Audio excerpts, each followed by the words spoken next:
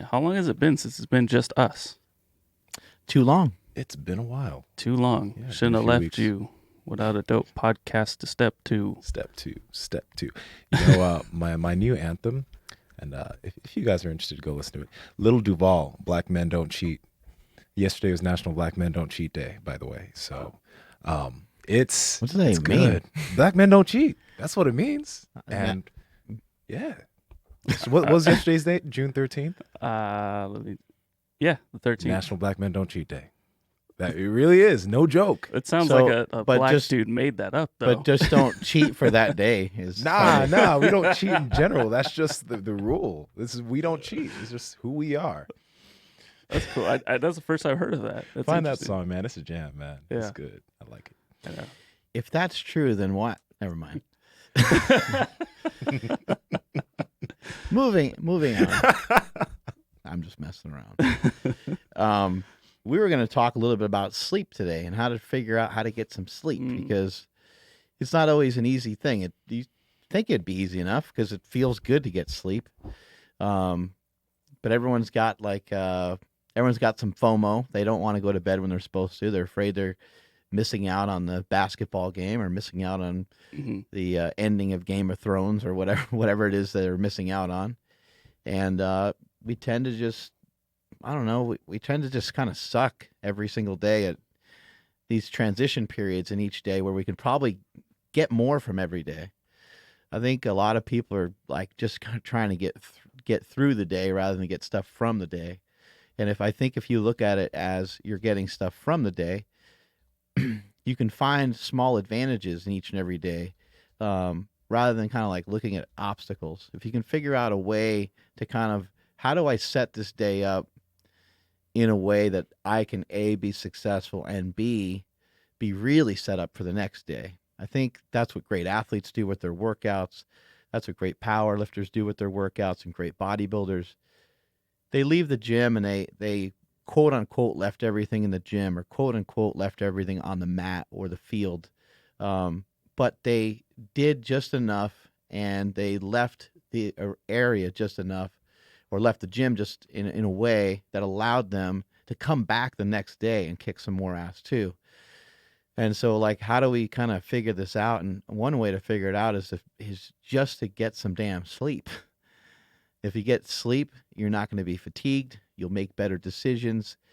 You'll probably be on point with your diet better. You'll probably just feel better. Your mood will probably just be better. Mm-hmm.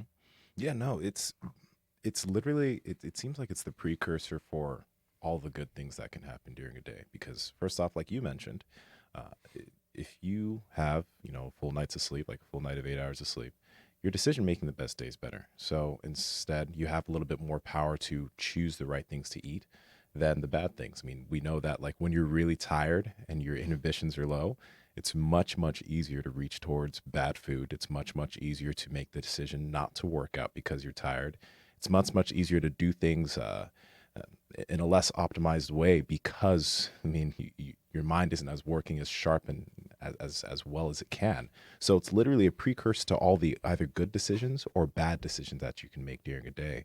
But for some reason, it's the thing that a majority of us, if we're going to lose out on one thing, right, we'll typically make the decision to be like, I can get maybe, let me just get 6 hours tonight so that tomorrow I can do all the things I want to do. Or let me just stay up a little bit later so I can watch this game or do this thing that I don't really have to do so I can, wake up a little bit earlier the next day. It's the one thing that we're willing to let go of.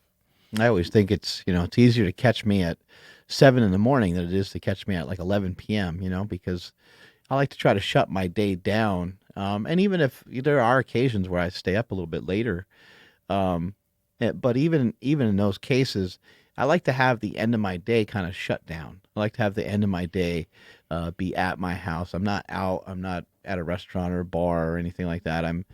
I like to have the end of my days calm and relaxing. And so sometimes it's not always even just sleep, but it's getting prepared to sleep. And then something I've learned kind of the hard way is, some people will say that you have to have your workout schedule be the same every day, and they'll say your sleep has to be the same every day. And I do think that you should have a routine that does help.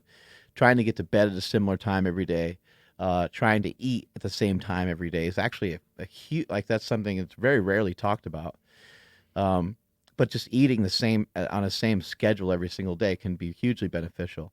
Getting yourself to bed as if you're a child the same time every night and waking up around the same time every day can really help you have a schedule. But it's your life. You get to do whatever you want with it, and you can kind of make audibles appropriately. So for myself, I have 4 days a week normally that I wake up pretty damn early, around 3 o'clock, and I work out around 4 o'clock, 4:30, somewhere in there. But you also go to sleep kind of early on those nights too, I right? go to bed very early. Now, the key factor here is what I'm going to say next, is that on Wednesday, Saturday, and Sunday, when I wake up about 2 or 3 hours later, I still try to go to bed around the same time.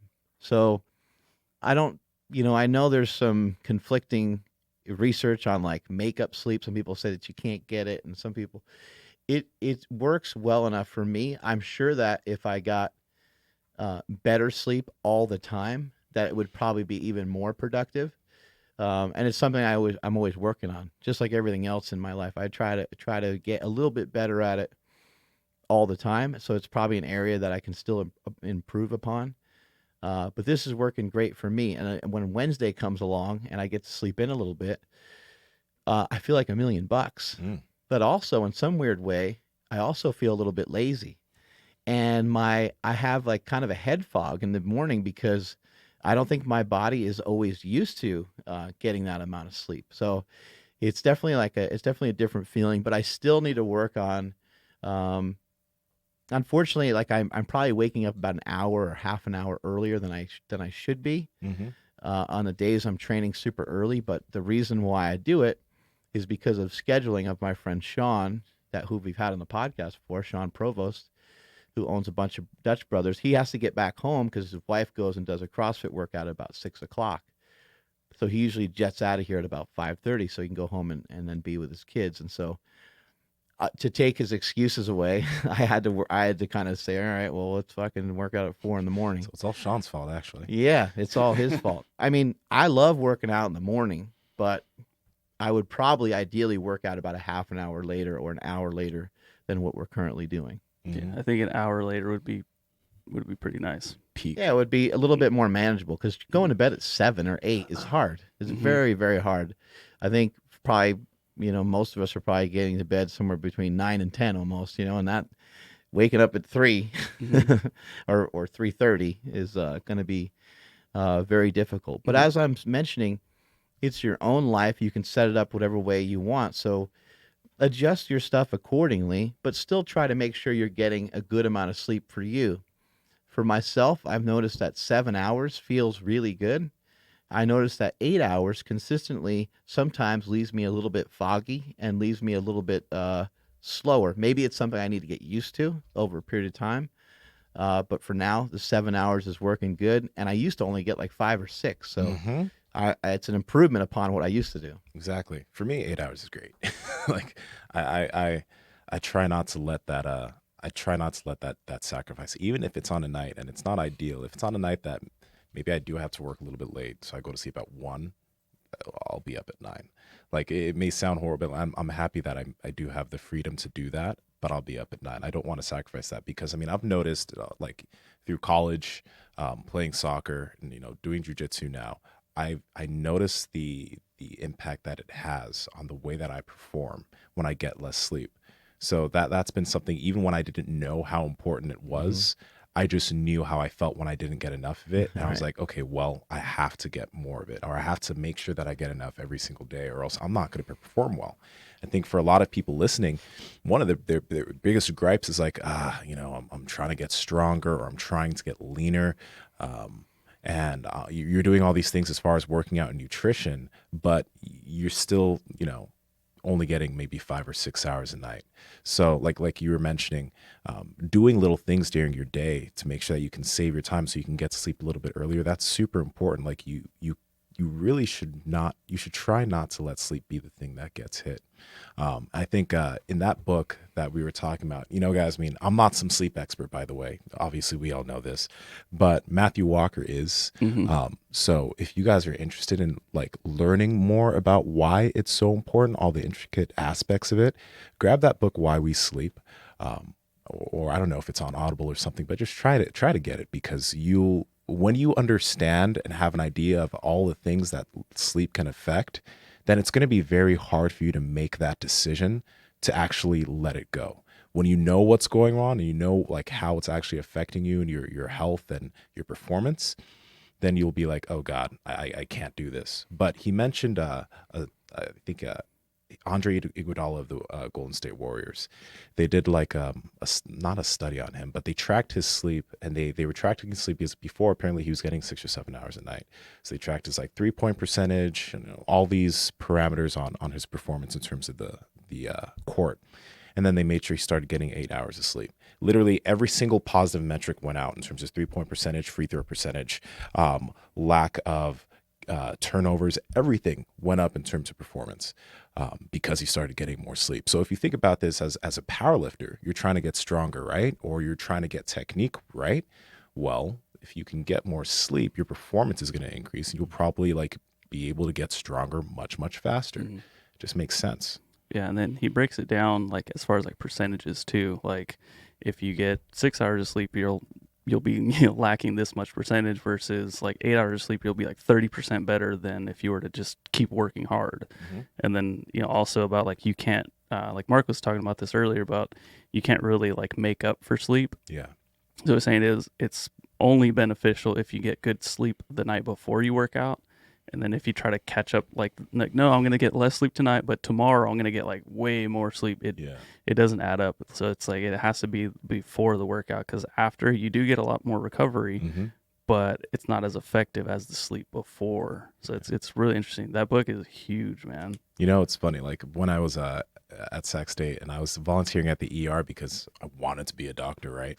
One of the big things I kept hearing from a bunch of the ER docs was like, hey, they were telling me, because I was trying to find out all the reasons why I maybe should or shouldn't do this. And one of the big things that they were like telling me was like, I don't get really a lot of sleep. It's pretty rough. And I was like, that was one of the things I was like, maybe this isn't the job for me.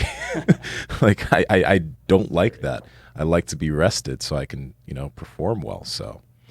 Yeah. And also, naps, as somebody who doesn't feel like they can get, sleep for 8 hours straight for various reasons. That's where naps can come in and be really, really helpful. What I've learned about waking up super early and then also about napping is that it seems to me that a nap will work a lot better earlier in the day for me. It's a little bit harder to do it later in the day, but wherever you can get one in. And I think that I wouldn't really worry too much about all the science behind, whether it's 90 minutes or 40 minutes or. Don't get too caught up. Just try to take a nap and then try to work on it and try to have it whatever way makes you feel good. When you nap, how long do you usually nap? It's usually probably somewhere between 30 and 40 minutes, I would say. Yeah. Every once in a while, it might be like 10. Might be just like a 10, 20 minute, like quick. It's surprising how much that can actually like make you feel better. Oh, it can make you feel great. Yeah. It can make a huge difference.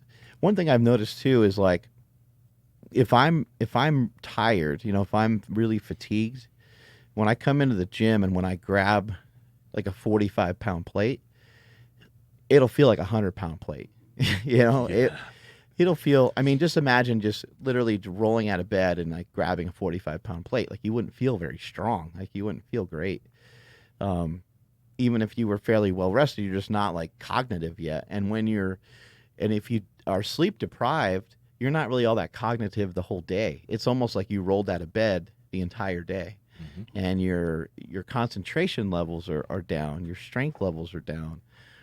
Everything is just like everything is just a little bit compromised. And so it's important to try to figure out how can you get yourself in a better spot for the day so you can get to bed like on time. It sounds like a ridiculous thing to say. It's as if you're a little kid and you got this curfew, But I think it's important. And so for myself, one of the kind of things that I've learned is I tend to I'll let my guard down here and there throughout the day, right? Like we all do. We all like to work hard and like to do all these things, and then like sure enough, oh shit, my hands are down. My hands are up by my face again.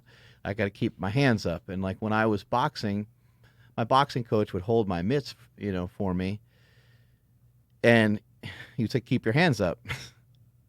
Keep your hands up. Hey, keep your hands up. Every once in a while, he'd pop me, and holy shit, does it hurt to get hit by somebody who's holding mitts. You probably shouldn't do that to somebody. But it was like, hey, dude, like I told you 5 times to hold your hands up. I've taught you from the time that you first started here that your hands need to be like glued to your face.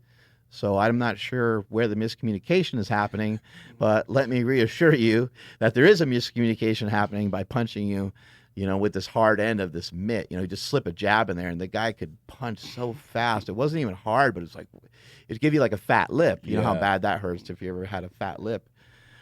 And it was like just a reminder, kind of keep those hands up. And I think throughout our day, we need to kind of keep our hands up, and we need to keep trying to find and keep trying to fight for time, trying to fight for how do I set up the next day to be the best day that it can possibly be so I can be in front of it. And you know what? It sounds like a lot of work, but life is fun when you're ahead. Life feels really good when you're kicking ass, when you're getting PRs in the gym, when you're getting leaner, when you're doing all these things that you agreed that you would do. You're reading the books that you said you're going to read. You're taking action on all the things that you said you're going to do. Life feels fucking awesome when you're doing that. But you're not going to be able to do that if you're fatigued. So when I get home from work, a lot of times, one of the first things that I do is I usually go right to the shower, take a shower, knock that out, lay out my clothes for the next day, and at 5-6 p.m., like that part of my next morning ritual is already done because I got the clothes ready. I mean, it's pitch black in my room, and I'm with my wife. Like I don't want to wake her up, so I don't turn on a lot of lights. I probably make a lot of noise, but I try not to make a lot of noise. And I try to kind of get out of there in, some stealth mode so I don't bother her because she wakes up about an hour later than I do and she goes swimming.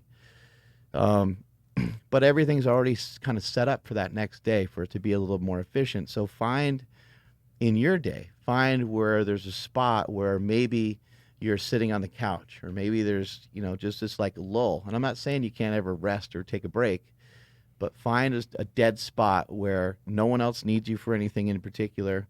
Because when I come home, my wife a lot of times is like cooking dinner. My kids don't care that I'm home. Mm-hmm. They're off doing their own thing. And I'm like, well, no one cares about me for the moment, so I don't have any responsibilities. I'm going to go and take a shower, be ready for the next day, and lay out my clothes. And that's where I, find a small advantage towards making my next day a little bit better. Yeah. And one big thing is like, right now, if you might be maybe sleep deprived, or if you know you're only getting 5 or 6 hours a night, if you just have the confidence that if you can do this now, because right now you might feel that you're okay, but you might feel that it might be a little bit hard to do these things. If you do what Mark's talking about here, you optimize your day so that you can get a little bit more sleep, the next day you're going to feel a little bit better, and because you're more well rested, and it'll be easier to do that the next day because like you have more rest. And then the next day, if you're able to do this more and more often, you're just going to be feeling better and better and better. It's going to be almost like you had kind of a little bit of a shade over your eyes before, but now all of these habits are easier because you're making better decisions, and it's easier to make better decisions. I feel like it'd be so difficult, turning down bad food, etc. I can see why people find it so difficult, just because it's like, I think first off, Dr. Lester Lee talked about how much, right, lack of sleep can affect hormonal levels, but it can also affect things like, ghrelin, which is your hunger hormone. If you're sleep deprived, ghrelin goes up by a bunch and you're always feeling hungry.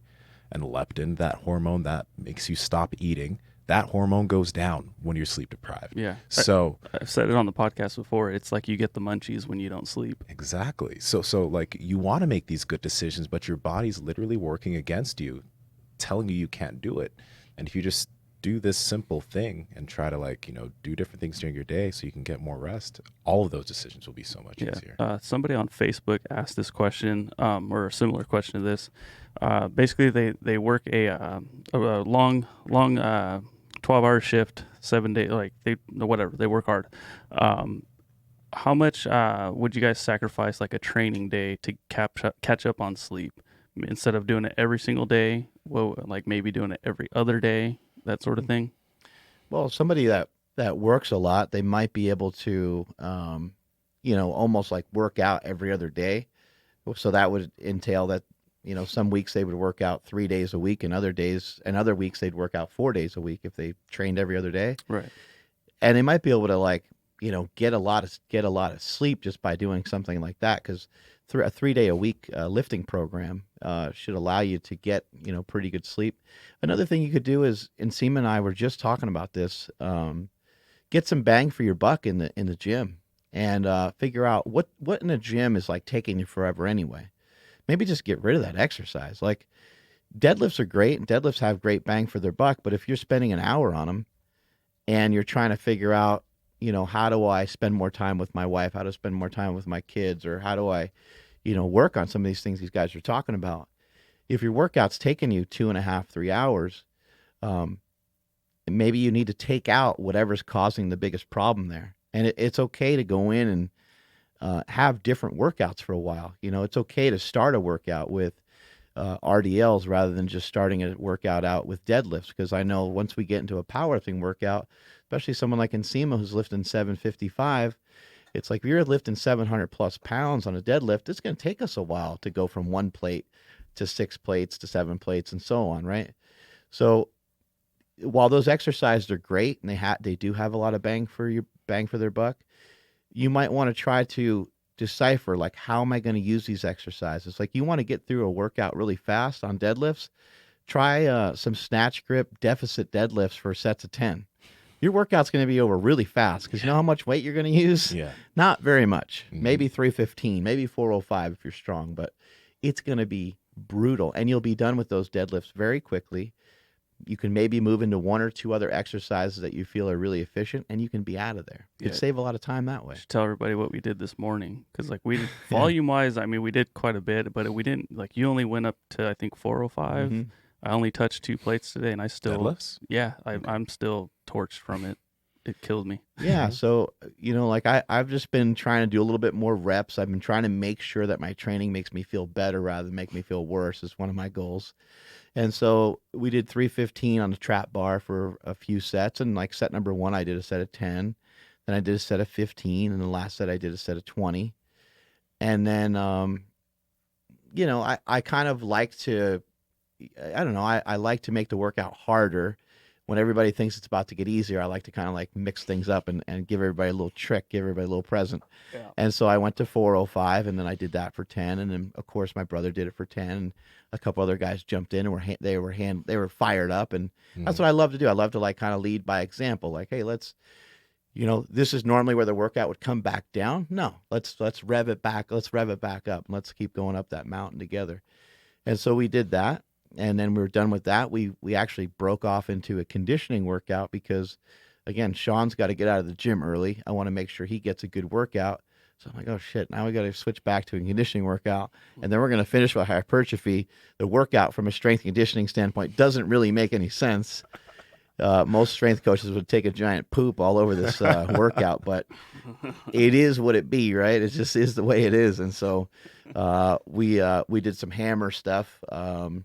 And we did a set where we did 15 pounds all the way up to 40 pounds. Mm-hmm. And then we did wall balls in between that. And then when we were done with all that shit, we came back to the trap bar and did some hypertrophy work with our heels elevated, kind of in like a hack squat type of fashion. But the workout didn't take very long, right, Andrew? I mean, it was like... No, I mean, in perfect Andrew fashion, I showed up a little 15 minutes late. Fashionably, yeah. Yeah, good. No, in Andrew fashion, like that's my style. Whatever the time is, you can add 15 minutes for me in the morning. But no, I got there and I seen everybody was on the trap bar, so I'm like, oh shit, like, hey Mark, is it cool if I just set up another bar? Because I don't want to slow anybody down because I don't know what the plan is, right? I'm thinking I see 2-3 plates, they're probably gonna go up, 5, 6, whatever. Mm-hmm. And he's like, no, just hop in there. I'm like, oh, sick, okay. So pretty rough night of sleep. So picking up 135 was, oh boy, here we go. He kind of asked me like he didn't really want to do it. Partially, He was yeah. like, should I set up on a different bar? I'll set up the 25. He wanted me to say yes so bad. And I was like, no, man, jump in there, dude. Well, and then the pink Olympic bar was already kind of out there on the wagon wheels. Yeah. He was looking at that hard. I was like, what do you think? I was looking at it. Yeah, he was eye fucking it pretty bad. It was calling me. I was like, hey, what's up? Oh, But man. anywho, yeah, I seen Mark was going high reps. I'm like, okay, cool. So then I was trying to get above 10 Mhm. each time, but a couple sets through, it didn't take very long. And then the conditioning with the whatever those are called, sledgehammers, Yeah. and I thought that was gonna be it. And then he loads up the trap bar again, and I'm like, oh man, here we go. Like the death trap is what we call it. The death trap. Yeah, I like when you that. elevated heels, it's dude, it's brutal. Yeah. But I mean, all in all, like we normally get out of here between 6:30 and 7. Mm-hmm. So I'm thinking in my head as you guys are texting last night, like, oh, dude, I'm gonna be sweaty all day. Like I'm not gonna have time to go home and shower and then come back for work. So I looked up and I'm like, oh, it's barely 6 o'clock. Mm. All right, Mark, I'm gonna get out of here so I can go get cleaned up and come back and not be all whatever. Yeah. So it was a very quick workout, but I'm still beat from it. Mm-hmm. So it was very like the bang for your buck. Like, dude, It worked. today. We got our money's worth for Yeah. sure. Yeah, no, I really like supersetting stuff together. Yeah. Because supersetting takes like saves time. Like for example, on a certain day, I'll maybe, if I plan on doing some rows or something, I'll do some pen lay rows and I'll superset that with overhead press. Or I'll maybe superset like some rows with a squat, because they don't really get too much in the way of each other. And then literally all of my smaller movements, I'll find a way to superset them with each other. So we were just talking about like maybe a bicep curl with a leg press, or a hamstring curl with a shoulder press. Because those movements, if you do a hamstring curl, you can still go do a full set of shoulder presses without it being affected Right. by the amount of load you can move. And if you can set your workout that way so every single movement doesn't affect each other, and you can go from one to the other and maybe take 30-second or 45 seconds rest in between, you could save yourself a good hour to hour and a half yeah. on that whole workout. You don't have to spend that long in the gym. Yeah, and how good is like dog crap training? Ooh. Like, I mean, dude. Explain dog crap training to me, because I don't remember it. Oh, okay. I've heard of it, but I don't remember it. Just take any movement where you can get like high reps. So lat pull downs. Mhm. So you'll find where 20 reps is like that's it. Like I maybe have 1 or 2 more to go. Yeah. Okay, so that's half, like it's almost one set there. You break for 5 seconds or like 5 breaths, and then you do 5 more reps. Oh, so rest pause. sure. Oh, yeah. Okay. Yeah. Yeah. So like the thought is But like you do 5 of them in a row. yeah. Okay. Yeah, so the thought is like, okay, 20 right here is where I'm at, and then I drop down for 5 seconds, and then back up to 5. So Dog crap back up. training is wild, man. It's really good. I like it. It really works really well. Dante Trudell is the guy who created it. He was a pro bodybuilder for a few years, had like 20+ inch arms, just jacked, right? But the interesting thing is like, it might only how long does it take to do it? Like, because you do 2 exercises, so it's like Not. I mean, fuck, dude, you might be done in 12 minutes. yeah, Yeah. and You're so totally fatigued, done. though. Yeah, Like, done. Maybe like you kind of, it's one of those things, it's like you kind of need straps if you're going to train back, because just your hands are going to die, your forearms are going to die. But other than that, I mean, it's super convenient. Mhm. It's a super convenient way to get something done. You want to talk about chasing the pump? Like, dude, if you do any kind of back workout with it, your lats are just, it's so nice. And Yeah. you can modify it too. I mean, like, Dante set it up so you do a little bit higher rep, and by the time you're done, you end up with like 50 reps. But if you wanted a different stimulus and you wanted to go heavier, you could certainly do it that way too. You can do, Mhm. the heaviest set of 6 or 8 or something that you can handle with like dumbbells or something, and you could, work your way down for those 5 sets. Yeah. But another thing you can do too, you can mix muscle groups that have nothing to do with each other as well. Like, so you got opposing muscle groups. You have like a bicep and a tricep, or chest and back. Chest and back workouts can be awesome. I used to do those quite a bit. In between bench pressing, I would do like pull-ups and things like that, and go back and forth, and that always felt really good. And you get a really cool pump, and it actually kind of somehow it would like open up my shoulders a little bit more for bench pressing when I would do lat work in between. It just felt really, really good. It felt like I was able to contract my chest more. And then when I went over to the back exercise, I felt like I was able to contract my back more.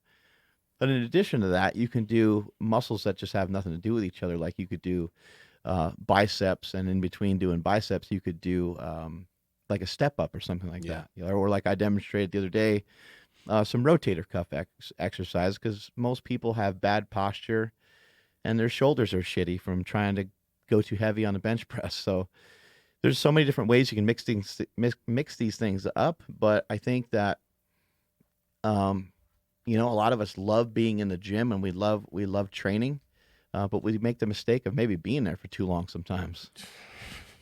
Yeah, man. I working out for 3 hours. I remember when I used to do that here. I can't do that anymore. I had to shorten up my workouts. It can't happen anymore. So. It's a sacrifice, you know, you got to make, because like you want to hang out with everybody. Yeah. You want to kick it with everybody, but you can't. Like, and same thing when I'm, you know, at home and, you know, my wife and I, we eat dinner, we watch TV for a little bit. I watch about an hour or 45 minutes of TV. That's what I have. She'll look at me and she'll be like, you want to watch another one? I'm like, I can't. I gotta go to bed. Like, yeah. I'd love to do this with you, but I can't. I got shit to do. I gotta be up in the morning and I gotta kick ass and again, try to set my day up so it can be the best day. And her and I have plenty of time together. So it's not like I'm compromising that just so I can wake up early and train. Yeah. Last night there was 39 seconds left of the basketball game. That finals. took forever. It took like 4 hours. I don't know how it ended. Oh, the Raptors. Wait, you don't know the Raptors won? We are the North. I mean, I'm going to do what like Warriors fans did a couple of years ago and be like, I'm a lifelong Raptors fan. Yeah. So, we finally did it. The North. Wait. Taking it back to the classics like Vince Carter and you know, those guys. Those are my heroes. I promise. Bandwagon. What? Yo. No. Real quick, though. Air Canada, son. We don't talk about basketball much here, but let's just mention this quick. Kawhi Leonard, right? Yeah. Of the Raptors. Last year he was on the Spurs. The whole organization, including Pop, who's the coach, where they were all getting pissed at Kawhi because he had this major injury that, like, he himself as an athlete knew, I can't play this season. If I play, I'm going to get hurt. His teammates were like, "Oh, we've had worse injuries than you." They were dogging him on it, right? Right? Okay, and he goes to the Raptors. He wins. Kevin Durant. It really sucks what happened to KD because you know how he got injured. I think he injured his calf in a game, not the last game, but the game before, yeah, the game before, but not. He had an injury before. He came back. You're right. They and he had like an ankle thing, and then he had a calf thing, I think, right? Yeah, he ended up tearing his Achilles recently. But the thing is, when you look at KD and you see all the pressure around him to be like, get on the court, get on the court, get on the court. He may have known, like, hey, maybe this isn't the best idea, but I got to do it for my team. And an Achilles injury for a basketball player is like the worst thing that could possibly happen. Kobe had it, and he was scared that he'd never play again. Yeah, you know. But he never was same. He was never the same. He was never the same, and it's just that kind of thing where, like, as an athlete, just like think of the long game. I think when I heard Kawhi say that, I was just like, okay, that's smart. You know, you have an injury. If you can't work through it, just think of the long game, because if you can survive that, like, good things can happen. But it's just it's so crazy, man. It's hard to stay in your own lane, you know, like I mean that amount of pressure is insane. Yeah. Right? Like we're just talking about like hanging out as bros. Really not a lot of pressure, you know, like I just want to, like, you know, Nsima and Andrew and stuff come in the gym. I just want to chat with you guys because we're friends. So it's not the same, right? Like this is a different level. Yeah. But yesterday when we were bench pressing, Josh came in. Josh Setledge came in and he saw us benching, and I was like, "Oh, what do you got for today?" He's like, "I got a bench press too." And I was like, "Oh, you want to hop in?" And Josh is like, he follows shit to the T. That kid, you know, is like his own drill sergeant somehow, right? Like he's not gonna waver off of any plan, right? He's like, nope, I got to do my warm up, and there he goes into his normal warm up that he always does. Josh is disciplined. Yeah, he is. He's like stretching and foam rolling and doing all these different things. And I kind of went over to him, and I was messing with him and stuff, but I was like, no, I think that's great. You're staying in your own lane. You're doing your thing the way that this is what you're supposed to do. And if you get excited and you come over and you're all fired up and you bench press with us, you're supposed to take 185 instead of 225. You say, screw it, because 225 is on there. And then what happens? Yeah. And you hurt your shoulder because you just wanted to be like hanging out with us. And it doesn't actually really make any sense because it doesn't help you towards your goal at all. Mm-hmm. Yeah. You slow yourself down sometimes and just think, like, how is this helping me? This isn't really helping me. Mm-hmm. It's really easy. You said something the other day. I think it takes more courage to back off of a weight Yeah. than to actually go and do it. And I've been in so many of those situations where I just like, I can't do this. This is not Like a we good were messing idea. with you one day because you had like 10s and 5s, and we're like, come on, dude, we only use quarters and plates around here. Remember, you were like bent over rows or something? Yeah. You're like, nope. And you wouldn't waver, but like, that's great. Like that's the way it should be. Like, this is what I'm doing for today. Yeah. Everybody else can go screw themselves. Yeah. I always mention this. I feel like even if you're not someone who works with people, if you've ever worked with like a trainer or a coach and now you're working out on your own, try to look at everything like someone's looking over your shoulder. Try to make your decisions that way. Because if you do, you'll probably always make much better decisions in terms of maybe backing away or maybe potentially even pushing yourself. But I feel like the longest lasting athletes, the ones that are able to do it for a long time, treat themselves with that kind of respect. Like always try to treat themselves like they were trying to help somebody else out. So try to do that. You treat yourself with the care that you would have for training your aunt or training your girlfriend or something like that. Like you would, or your mom. You'd be like, Mom, like, I'm going to show you how to deadlift, and we're going to start with the bar. She'd be like, oh, we're just, maybe she gets excited and maybe she feels she can lift more. No, that's what we're doing for today. We're doing the bar, and maybe the person can lift, with the 10s on each side or whatever, and you have them go through some of those progressions and feel it out, and they might get excited. They might want to do more. And you're like, nope, that's where we're going to stop. But we'd never do that for ourselves. We never stop. We never stop ourselves before it's too late. Yeah. We're always like, screw it. I'll just do what he did. Yeah. We get to be lazy almost about it. After bench yesterday, I had said, like, man, I feel like I still have a lot left in the tank. And you joked, but then you said, like, well, that's kind of how you want to feel. I said, I want to see this tank. Yeah. This tank of yours. I was like, yeah, I feel like I have so much left in the tank. He's like, I want to see this tank. And I'm like, all right, maybe I feel like I have a little bit left. Instantly was like, oh, really? Like, kind of called my bluff. Yeah. But he said, like, that's how you want to feel. So it was pretty cool. Yeah, when you're like driving home, you don't want to be like sobbing that you gave it everything you got and that you still suck. You want to think to yourself, that was a great workout. And you know what? I bet next time I could probably do a lot more weight because like that actually felt pretty easy. I got a lot more in me. I imagine it'd be similar like in jiu-jitsu when you're working on certain drills and stuff. And it probably can get to a point where you get so fatigued where like, this doesn't make sense for me to keep practicing this anymore. It's like too frustrating. I come back. That's enough for today. That's a great amount of learning for today. I learned some of the skills that I need to learn. I'm going to sleep on it, right? I go home, I'm going to rest. And when you come back, it like all of a sudden starts to click. And all of a sudden you're like, oh, I could do the move that I've been frustrated about for 3 weeks. Yeah, and it's funny because that sleep, I don't even want to go back to the sleep thing, but that's what happens, man. Like when you're sleeping and you're resting, your mind is like pretty much cementing a lot of the things that you did or learned during the day. And if you don't get enough of that, then your mind can't cement those things that you learned during the day. The next day you just might be just as shitty as the day before if you didn't. So you're totally right though, especially in jiu-jitsu, I really make sure, especially as I work all these different techniques that I get enough rest because I notice when I don't, next day it is harder to do it. But when I do, it's like the things that I was drilling become more natural. I don't need to think as much about it. I can just do it. It's crazy. It really is. I think Matthew Walker he also has kind of talked about how you basically in your sleep, whether you realize it or not, you walk yourself through a lot of the day that you just went through, right? Mm-hmm. So if you were practicing free throws and you were working on it and you were thinking about keeping your elbow in and the way you were shooting, your rhythm and all these things, I think that gets replayed when you're sleeping. Yeah. Right. And so it's like and they've even done studies and they show people come back 30% better, 40% better when they had better rest, because they are like literally relearning. This is being like reintroduced to you while you're sleeping. It's almost like that scene in The Matrix. Like he's like, I want to learn jujitsu, and they implant it into their head. I think your dream sequencing Yeah, could it be really- like that too. Yeah, it really is that, because your mind doesn't know the difference between imagining it or actually doing it. So when you actually do step up to the mat or whatever it is, you've already played it in your head. You're like, oh wait, yeah, we're just doing this again. Yeah. It's pretty crazy. How long are your workouts nowadays? Because you usually are kind of in and out of there. Usually I try to get it to be an hour 15, hour 30.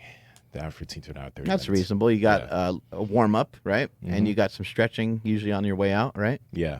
And so it's like 40 minutes, 45 minutes of... The stretching I don't count as part of the workout. Oh, okay. The stretching's just like on its own. I do that afterwards. But the warm up and the workout typically take an hour 15, hour 30. And it's cool also because since I am like so flexible now, my warm up doesn't take me 30 minutes anymore. My warm up maybe takes me about literally about 5-10 minutes. Feel ready to go as soon as your heart rate's up and your body temperature's up, right? Yeah, and then I get at it, finish it, go do my usually stretch, and then go to jiu-jitsu usually. And I never see you doing anything like fancy. You're always just doing simple stuff like I see you doing overhead presses and bent over rows and deadlifts. And now you may not be... You don't have the same frequency that you used to have, right? In terms of some of the power lifts, is that right? Yeah, my frequency for my squatting decreased. I usually squat 1 time a week. My deadlifts, I wasn't able to deadlift this week yet, but I'll probably try and deadlift during the weekend. So I usually deadlift once. If it's a good week and I feel good, I'll deadlift twice during that week. Rowing, I do rowing twice. OHP, I do quite a bit. And I do a lot of OHP and a lot of controlled eccentric OHP because of the issues that I was having with my shoulder. With jiu-jitsu, as it became more mobile, something happened where my shoulder would subluxate. Right. Subluxate. So it would move around there. And it's because there was a period of time where I actually lowered my frequency of overall shoulder movements. So what happened was the tendons weakened in strength faster than the muscles did. So because the muscles were so active, they would just move around in there. So I started doing a lot of that. It repaired, and I just maintained that a lot. I maintain a lot of controlled eccentric movements.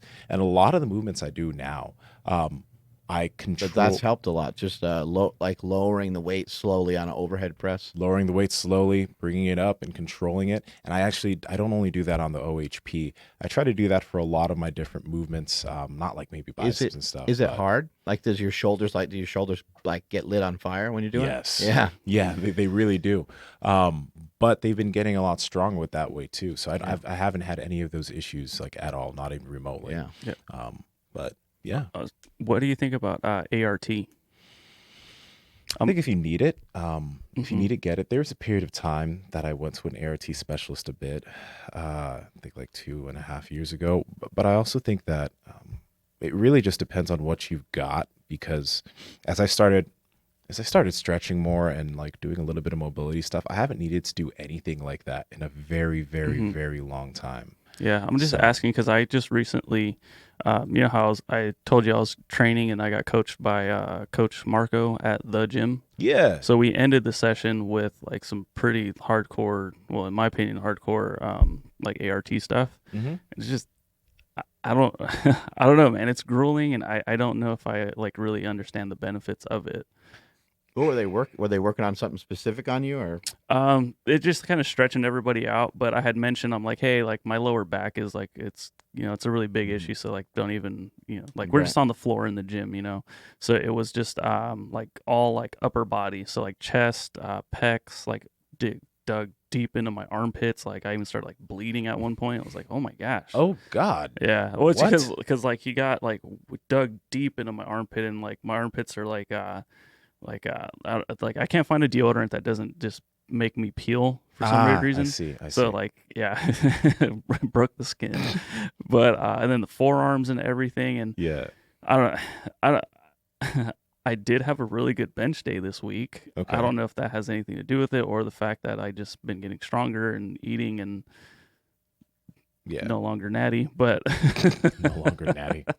I think back to kind of what Nsima was saying is if you're mobile, then your tissues are probably going to slide around and move around the way that they need to. They probably won't be obstructed. I've had this elbow pain for a while, and I would imagine that if my shoulder mobility was better, the elbow pain would go away. And from a few months ago, one of our guests showed me like a tricep shoulder stretch, and I've been doing that, and I do it almost every day. I do some version of it almost every day, and it's helped a lot. The pain has dissipated a lot, and if I did the stretching as much as I'm supposed to, it would be totally gone. In addition to that, I think a lot of times people need a lot of chiropractic and a lot of active release therapy or somebody to like help them stretch or whatever because their programming's not great, or it could just be they could have done a couple contests in a row, because when you compete, things are going to get unhealthy quickly. If you compete in anything and you compete multiple times in a year, maybe you're going to start to get banged up, and maybe because of that, it makes sense to get your neck worked on or get your shoulders worked on to keep them healthy. But yeah, a lot of times you don't really need a lot of that stuff. The controlled eccentrics are huge for injuries. Anybody listening to this podcast right now with any injury, start out with something really ridiculously light, just take that advice, just to have it be super light. I don't even want to associate it with a percentage because I don't think there's a reason to. Just start very, very light. And when you move slow, you only need like 6 to 10 reps because you'll find out quickly what I'm talking about. You'll be in some excruciating pain because it's going to be very, very difficult. But let's say that doing an overhead press is a big no-no for you. Let's say you can't do it because your shoulders hurt. Take a 10-pound dumbbell, whatever that weight is that you can do, and try to perform very strictly 10 repetitions, coming down nice and slow, controlling the weight, not pausing at the bottom, not pausing at the top, and not even really locking any of them out. Stay in a good, consistent rhythm. You'll get so much blood to the area, and I think that's how the healing process is really working. So you got don't overdo it. Get a lot of blood in the area, and just make sure you're not working out like an idiot. Yeah.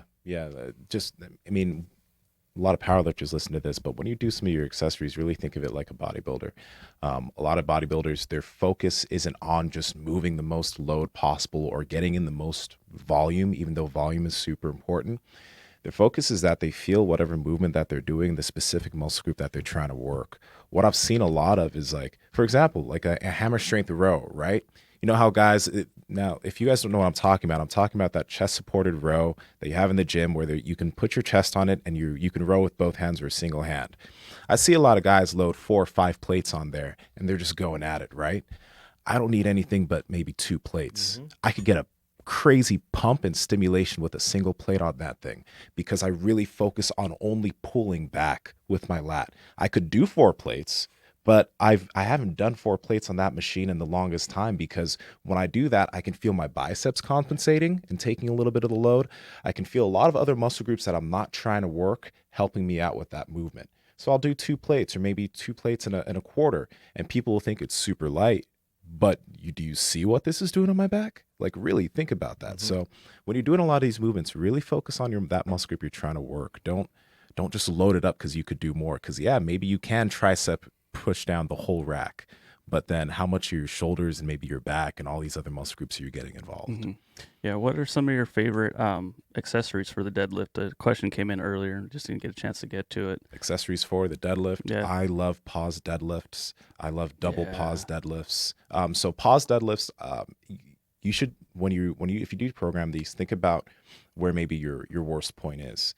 Initially, I worked a lot of pause deadlifts from the ground, meaning that once the bar left the ground, I would pause that immediate section because what would happen for me is I would lose my hip position immediately when I started the pull. My hips would rise and I would kind of go forward. So I'd focus on using a fairly light load. And once I break the ground, pausing and holding that good position to get myself used to not tipping over. And that problem fixed. Some people have a really bad problem with locking out on the deadlift at their knees. So maybe they'll get to their knees and they'll start shaking. So use a really light load and pause the deadlift at the knees, hold that position well, and then drive your hips through explosively. I really dig pause deadlifts. Block pulls, I like a lot too.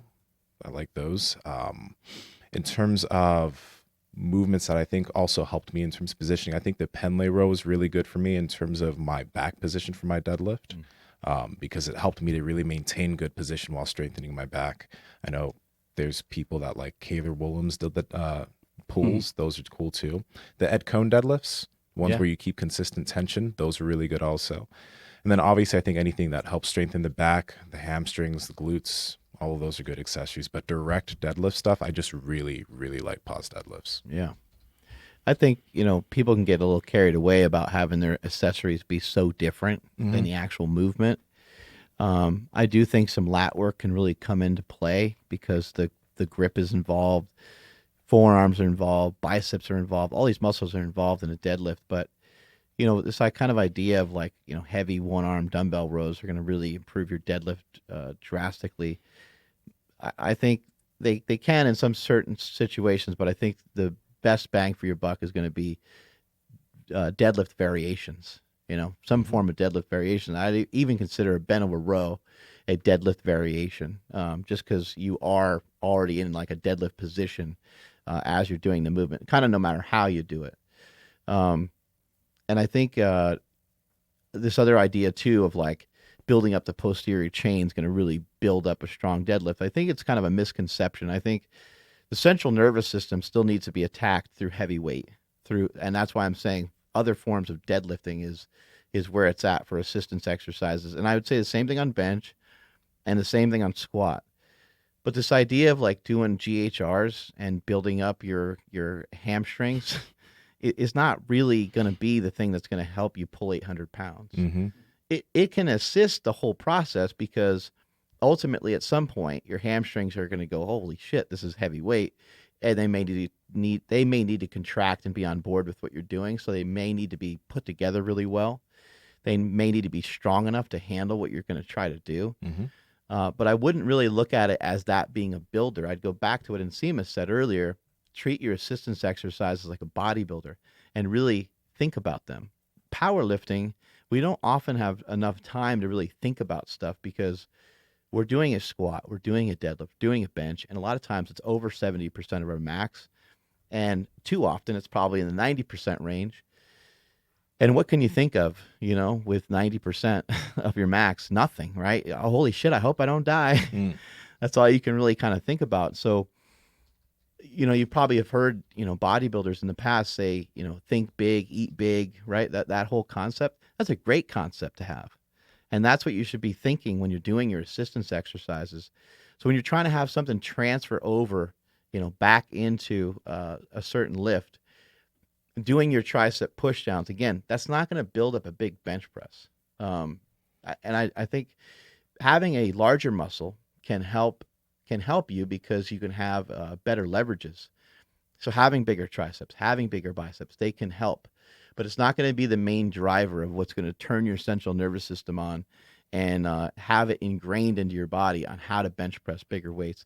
It's only going to assist you in a very small way. So rather than kind of thinking of like, I'm going to blast these assistance exercises real heavy, I'm going to work on increasing the muscle size, and I'm going to work inward on myself, and I'm going to work inward on my drive to keep kind of pushing forward, the mental aspect of the game.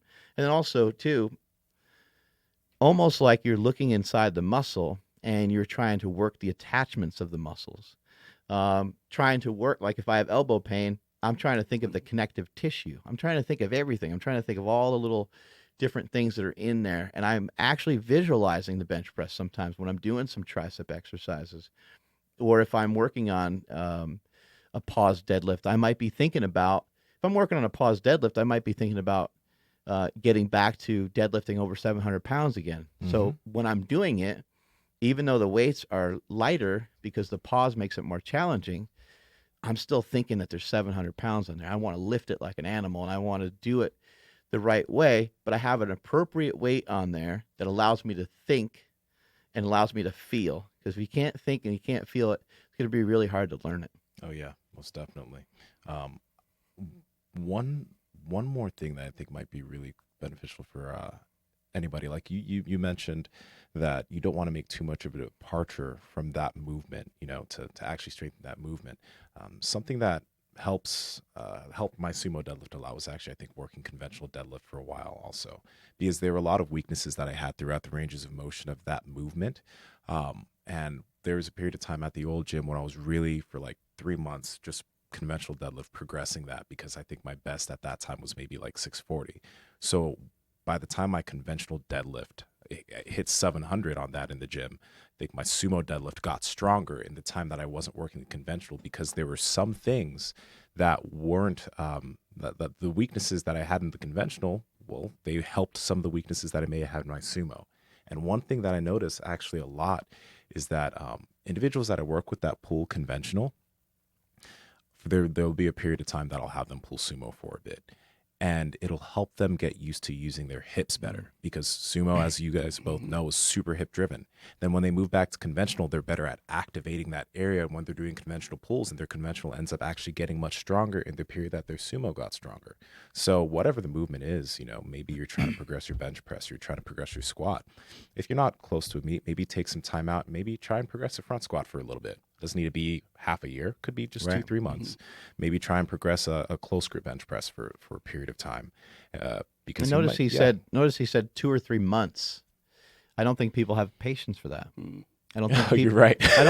I don't think they do. I don't think they're sticking out. Like they're not using their assistance exercises for like long enough periods of time. I like to switch up a lot of things, but I still normally, even though I'm not trying to be the strongest powerlifter in the world, I still normally will keep an assistance exercise in for a while and then try to learn how to master it, try to gain something from it. And then it's like, I feel tapped out on it, or I'm bored of it. I'm going to move it out and try something different.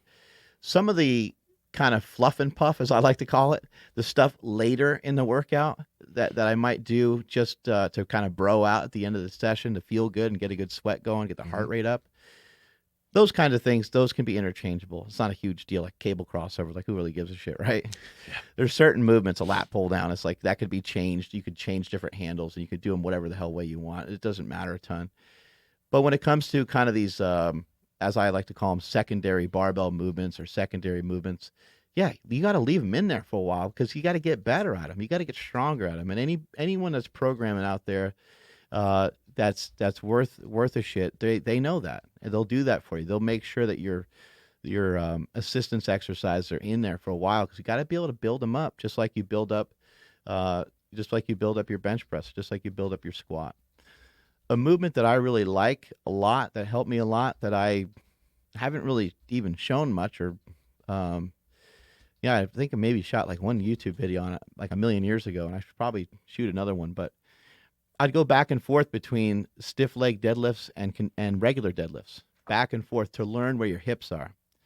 Because a lot of people will go, oh my God, my hips are in the same spot. And it's like, yeah, that's why we're doing them, dude. Because they shouldn't be, That'll probably be me. Yeah, yeah. And so you do 1 rep, 1 rep stiff leg and 1 rep regular, go back and forth. Whichever one you start out with doesn't really make a difference. And you can do that with sumo as well. Sumo stiff leg deadlifts are actually really beneficial too, but you got to be careful with them. You can kill yourself on them. You got to keep the weights very modest at first. But that exercise alone, again, it can be, I would start with like 40 or 50% of your max just to get a feel for it. Maybe do 3 of each, so it'd be 6 reps total. Move slow, move controlled, and learn a lot about your back. I still to this day am trying to figure out, like, do I set my back first and then my hips, or do I set my hips first and then my back? Like, I'm still always trying to figure out these things, and I went back and forth with a bunch of different techniques and methods. And that's what you're going to be doing too. You're going to be messing with your stance and messing with your hands, where they are. You're going to try to play with hook grip for a while. You're going to try to go under over with the opposite hand. I mean, you're going to want to explore it all, because it's going to be worth it in the end. So try that out. That's a great way to build up your deadlift, but it's a great learning tool, and it would be a secondary barbell movement. So it'd be after like a whatever your main intent of the day would be. you would mix in those stiff leg deadlifts back and forth with regular Yeah. deadlifts. Can you mix that in conjunction with like trying to like right now I wouldn't want to slow anything down. Like, I want to try to obtain a really high deadlift number before this whole thing is over with me. Mm-hmm. Would I be able to combine that as an accessory movement, like a lighter weight, like stiff leg deadlift to figure out where my back is, or take everything away and not make any adjustments before I go for a big weight? Wait, what was your question? Like, should you? So like right yeah. now, like I before the whole Sarmageddon thing's over, Mhm. I want to pull a really big deadlift. Mm. But like if I were to come in next week and Mark's like, "Hey, we're not going over, 135 because we're going to fix your deadlift right now." Like I would be a little bummed. You could still do it as an assistance So after your deadlift. Of course, because yeah. I just don't want to like make any big changes and then all of a sudden it's like, "Oh my gosh, there's X amount of weight on the bar and try what we did last week." Yeah. A lot of times when you're trying, anytime that you're trying something new, in my opinion, it should be done almost as the very last exercise of the day. And it should be done very, very, very lightly. Especially if you're trying something new with a barbell. Let's just say you got fired up and you wanted to try like an overhead squat. I would do an overhead squat with the bar. Maybe get like a little bit of weight on there for like one set, a 10 or 25 or something. Mm-hmm. But it's not a great idea when you first try an exercise out to try to have some heavy weight on there. You're going to probably blow something out. No. Especially not an Hey, overhead Hey, it's squat. Joey Look Lee. at that. Joey. Good morning. MVP. Gold chain, gold watch. She ain't messing around. Thanks, Joe Dog.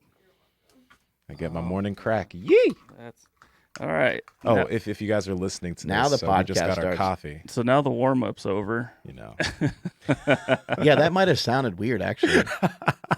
We're like, Get Joey my Lee. morning You get my morning crack. I'm like, gold chain, gold. Yeah. That's true. Sorry about that. Oh, Anyway. Oh, Yeah, it's all the fun part of watching it live, though. yeah. We're talking about coffee, everybody. Let's just clarify that again. Yeah, that BBC. Oh wait, I guess it's Big black coffee. It does taste big and black and like coffee. Man, this Podcast. mind bullet, man. Like, I just had 3 of them. I feel so good. Like, you just start smiling. hmm And everything's just so nice. I've told Chris Bell, I'm like, dude, like I don't know what's been going on, but usually when I leave here, I'll throw on an audiobook, I'll throw on a podcast. I'm like, but man, every day I just like, oh, dude, let me dig into like these, my music list, my library. I'm like, oh, I haven't listened to this in so long, and I'm just like so like just amped and just in love with the music. Yeah. And he's like, it's probably just because you're happy or you don't really want to focus on, like learning right now. And I'm like, dude, that's right, because I have been taking more Mind Bullet, Yeah. and I'm just like, by the time I go home, dude, I'm talking like old school stuff, Mm-hmm. like some really, really like the stuff that you would hear, you'd be like, oh, that's like an old Common song. Yeah. It's like, no, like this is the original sample. Like it's, yeah, dude. I wonder how many people listening just don't know who Common is. Go to Spotify. Yeah. Originally known as Common Sense. How many people know that? Probably less. Mm-hmm. Yeah. But Is he still around? yeah. I know he's done like movies and stuff. Yeah, I think that's what he's probably focusing more on, but He's actually a pretty damn good actor. He's really man. good. Yeah, Yeah. he's really good. And just that talented, voice of man. his, that voice is just so deep. So Yeah. sexy. It really is. It's almost as good as yours. No, it's much better. It's much better. Yeah, every guest that comes on here is like, why is this guy just trying to seduce me? I don't know why they say that, because I'm just speaking to them, just talking to them. Just trying to get them to take their pants off. I think that's really what's going on. Yeah. Uh, Yeah, man. The last thing I want to mention on the, this whole sleeping thing and getting to bed on time, just kind of ask yourself, why are you staying up? Are you staying up because you are creative at night and you like to kind of work through the night a little bit? That might be okay. That might work great for you. You might be very successful doing that. But I would also look at what are your food choices like during the day, and what are your food choices like at night? Because this might help you get to bed a lot earlier. are you going to stay up later and just watch TV and then just eat some junk?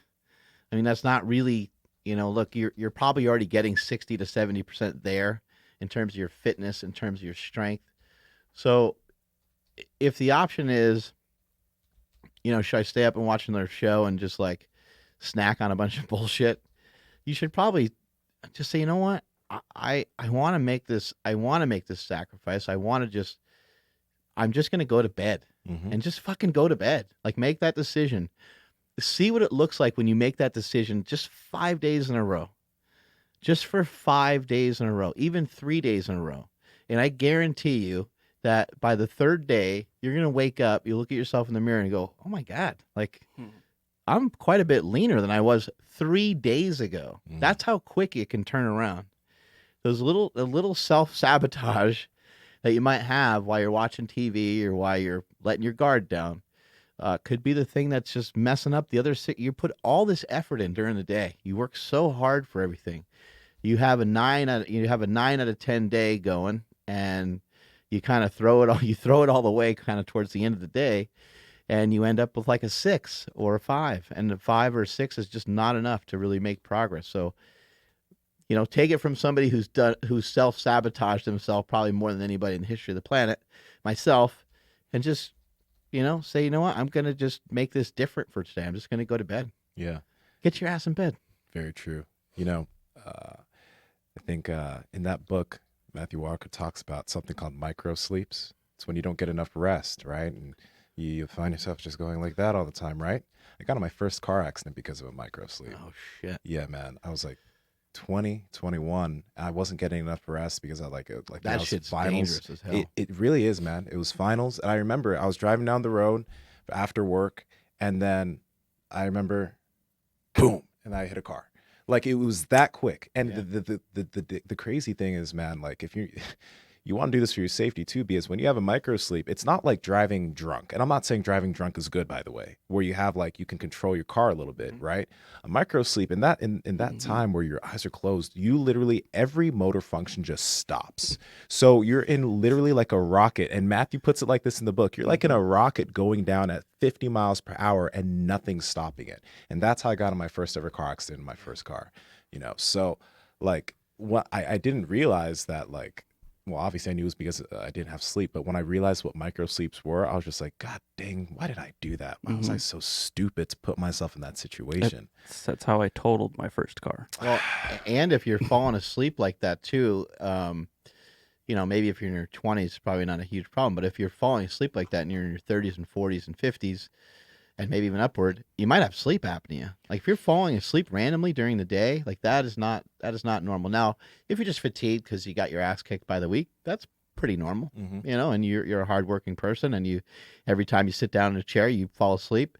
That's not that uncommon. That's not really what I'm talking about. But if you're falling asleep while people are talking to you, or you're falling asleep like in a car, or just normal spots where you normally wouldn't fall asleep. You're taking notes on something and you fall asleep. Like, that's abnormal. Yeah. And you need to look into it. And it's a medical condition, and sleep apnea can be extremely dangerous. But no one really cares about how dangerous it is. They just care that it might be taken away from their gains, right? So We'll stick more to that. You could be more jacked. You can be in better shape because your resting glucose levels could be better. They could be optimized better if you get better sleep. Your insulin levels could be a lot better. They show that a lot of times, even like, I don't know how true some of these tests are, but or how accurate they are, but I've heard people say that your insulin levels represent that of someone who's pre-diabetic from one shitty night of sleep. Like, that's how serious some of this stuff is. And maybe Matthew Walker, he's got books to sell, so maybe he's a little, but at the same time, it's like, I would agree with that. I would agree with that in a sense that I have felt stuff like that before. I have felt just off, and I don't know why. I might eat carbs, that day, and feel my blood sugar be like all over the place, and I have no idea why. And it's like, well, you didn't get any rest, you idiot. So, that's your whole body, your whole mechanism, our whole system is set up off this premise that we're going to get a certain amount of sleep. Yeah. You got to get it in somehow. You really do. Yeah, the hardest part for me has just been trying to get to bed early because like there's just too much going on, Mm-hmm. and I always keep saying like, oh, tomorrow I'll take a nap or I'll do this, and yeah, it just doesn't happen. It's hard. And it is also weird that it's right now this time of the year. It's not just light outside; it's like full on. The sun is out. Yeah, Mm-hmm. yeah. So You're it's, like excited. You on your drive home, you're like more excited than normal because it's Yeah. it's like bright outside. yeah, and it's really tough to tell your daughter like, no, like we're getting ready to go to bed, and she's like, what? Mm-hmm. Like it doesn't, it's hard for her to understand. Yeah. But yeah, My kids think I'm nuts. They're like, "What? Like, what are you doing?" yeah, and then extended family too. They're just like, what do you mean? Like it's so early. What do you mean? They Like, think it's not just you're going to sleep earlier. yeah, I'm not going to go on too long, but like in the book, it talks about like the way your circadian rhythm changes through your lifetime, and like for you, it makes sense that you're wanting to go to sleep earlier because of like how old you are. You're not an Right. old man, but you're an old man. I'm getting close. But like that's the thing, it makes sense. But you know what was really interesting about what he talked about? The circadian rhythm changes of like teenagers, right? Because like apparently like teenagers when they get to 15, 16, 17, their circadian rhythm naturally changes to be later. So they actually, it's not that they want to stay up, it's that their circadian rhythm changed that they want to go to bed or they should be going to bed at like 11 or midnight, right? And then he's talking about like early school start times and how like that is really actually like affecting kids because they want to go to sleep later. Yeah. They really can't fall asleep till like 11, and then they're forced to wake up at 6 or 7, right? Don't get me started about So- school, man. School is fucked. Kids are at school for way too. I don't understand even what they're doing over there, but Oh they're my at school God. for way too long. I don't see my son until like around 4. Yeah. And it's just so he's supposed to get home from school, and he's supposed to have I don't know an hour or half an hour or so, like to kind of like unwind. Then we eat dinner, and then it's like he's supposed to only do homework. Go Like, to and that's sleep, it. wake up and go And to my school. son's not even an athlete either. So like, it's like, what are these other kids that have baseball and basketball and wrestling practice? How in the hell are they figuring out? I mean, we all had to figure it out at some point, but it's just excessive. I tried thinking back. I was like, Do we need that much school? Yeah. Like, do we need? I think so. Have always said I think the school is just set up for parents and not for kids because it's like this is my nursery, right? Every day, I'm going to send my kids here, and they're going to be there from 9 to or 8 to 4, and which is around conveniently wrapped around the same time that I go to and come back from work, right? yeah. Because what the hell else would you do with your kids from that point? But it's just, man, they would learn a lot better if school was faster, school was quicker. It's like, all right, you're going to be here for 3 hours. There's not even any lunch. Like there's just like you go to school for 3 hours. Maybe they all get to kick it for an hour after that, and then it's like, boom, they go home. That's it. How about having school all year round and having shorter days, Yeah. right? Just like instead of having the summer vacation, just have school all year. And because like parents work all year, right? Right. Have shorter days of school so they're not spending 8 hours in school. That might work. But dude, like I was literally thinking about this. I'm like, okay, I'm able to do what I want now in terms of work. But there was a time in my life that I played sports and I went to school for 8 hours of my day and I did homework. That just sounds horrible. I can't even think about how I did that. yeah. I remember coming home from a basketball game my freshman year of high school. Yes, I played basketball. Oh wow. But I know. That's I know. crazy. small forward, I was a fat forward. fat forward. Okay. Yeah. I came home from like a double. We played 2 games in a row of basketball, and I had a track practice that day too. And I didn't have to go to the track practice because my coach was like, "Hey, like I know you got basketball," and I was like, "It's a home game, so I can still make it to practice." But I was gone from 7 a.m. until 10 p.m. And like some of this stuff kind of happened for a while. And it's like, I don't think anybody, like, no one regulates it. No one's paying attention to any of it. I just kind of loved all of it. So I didn't care, but there's a lot of kids that are in those situations, even if they're not even in a sport, they're just in an after school activity. How are they supposed to do this after school activity and get home at 7, get homework done, be back in, like, how are they getting enough sleep? And then what's their nutrition like? Like how they don't have a lot of time getting out the door. I mean, we can make all these excuses, right? But it does make things harder, and it's just not the most effective way to go about doing it. And it's just the way it is because it's the way it is, and it's the way it's always been. It's stupid. Yeah, And it's dude, set up weird. Yeah. Adding social media into the mix, like kids that's with a social whole media. different- Like they have all these things. They have school. They have all this other stuff, and now they have this device that's totally taking their attention day by day, and they don't even realize how much it's doing that. You know, they're probably sitting in bed on Instagram or something. It's Could you imagine tough. having that much access to porn? Oh, yeah. I had to work for my stuff when I was a teenager. I had to go on LimeWire and do all this, but now it's right there. You remember LimeWire, Andrew? Oh yeah, yeah. I messed up so many computers. I was gonna say my parents' computer with LimeWire, you couldn't walk by it, you'd catch an STD. Like My that's how many mom, yeah. viruses were on that computer. Dude, my mom's like, why is the computer broken again? Like, Oh, Mom. I don't know, Mom. I mean, I think we gotta change the internet or something. Something's going on. Yeah. Man, okay, quick story. When I was a kid, man, so like I started down that road. Like at 13, I discovered LimeWire, and I was typing music, and you just see like XXX this. You download it, and you're just like, whoa, tits. Anyway, so my uncle came and checked out my computer one day. This like is 2 why years he later. was not a musician.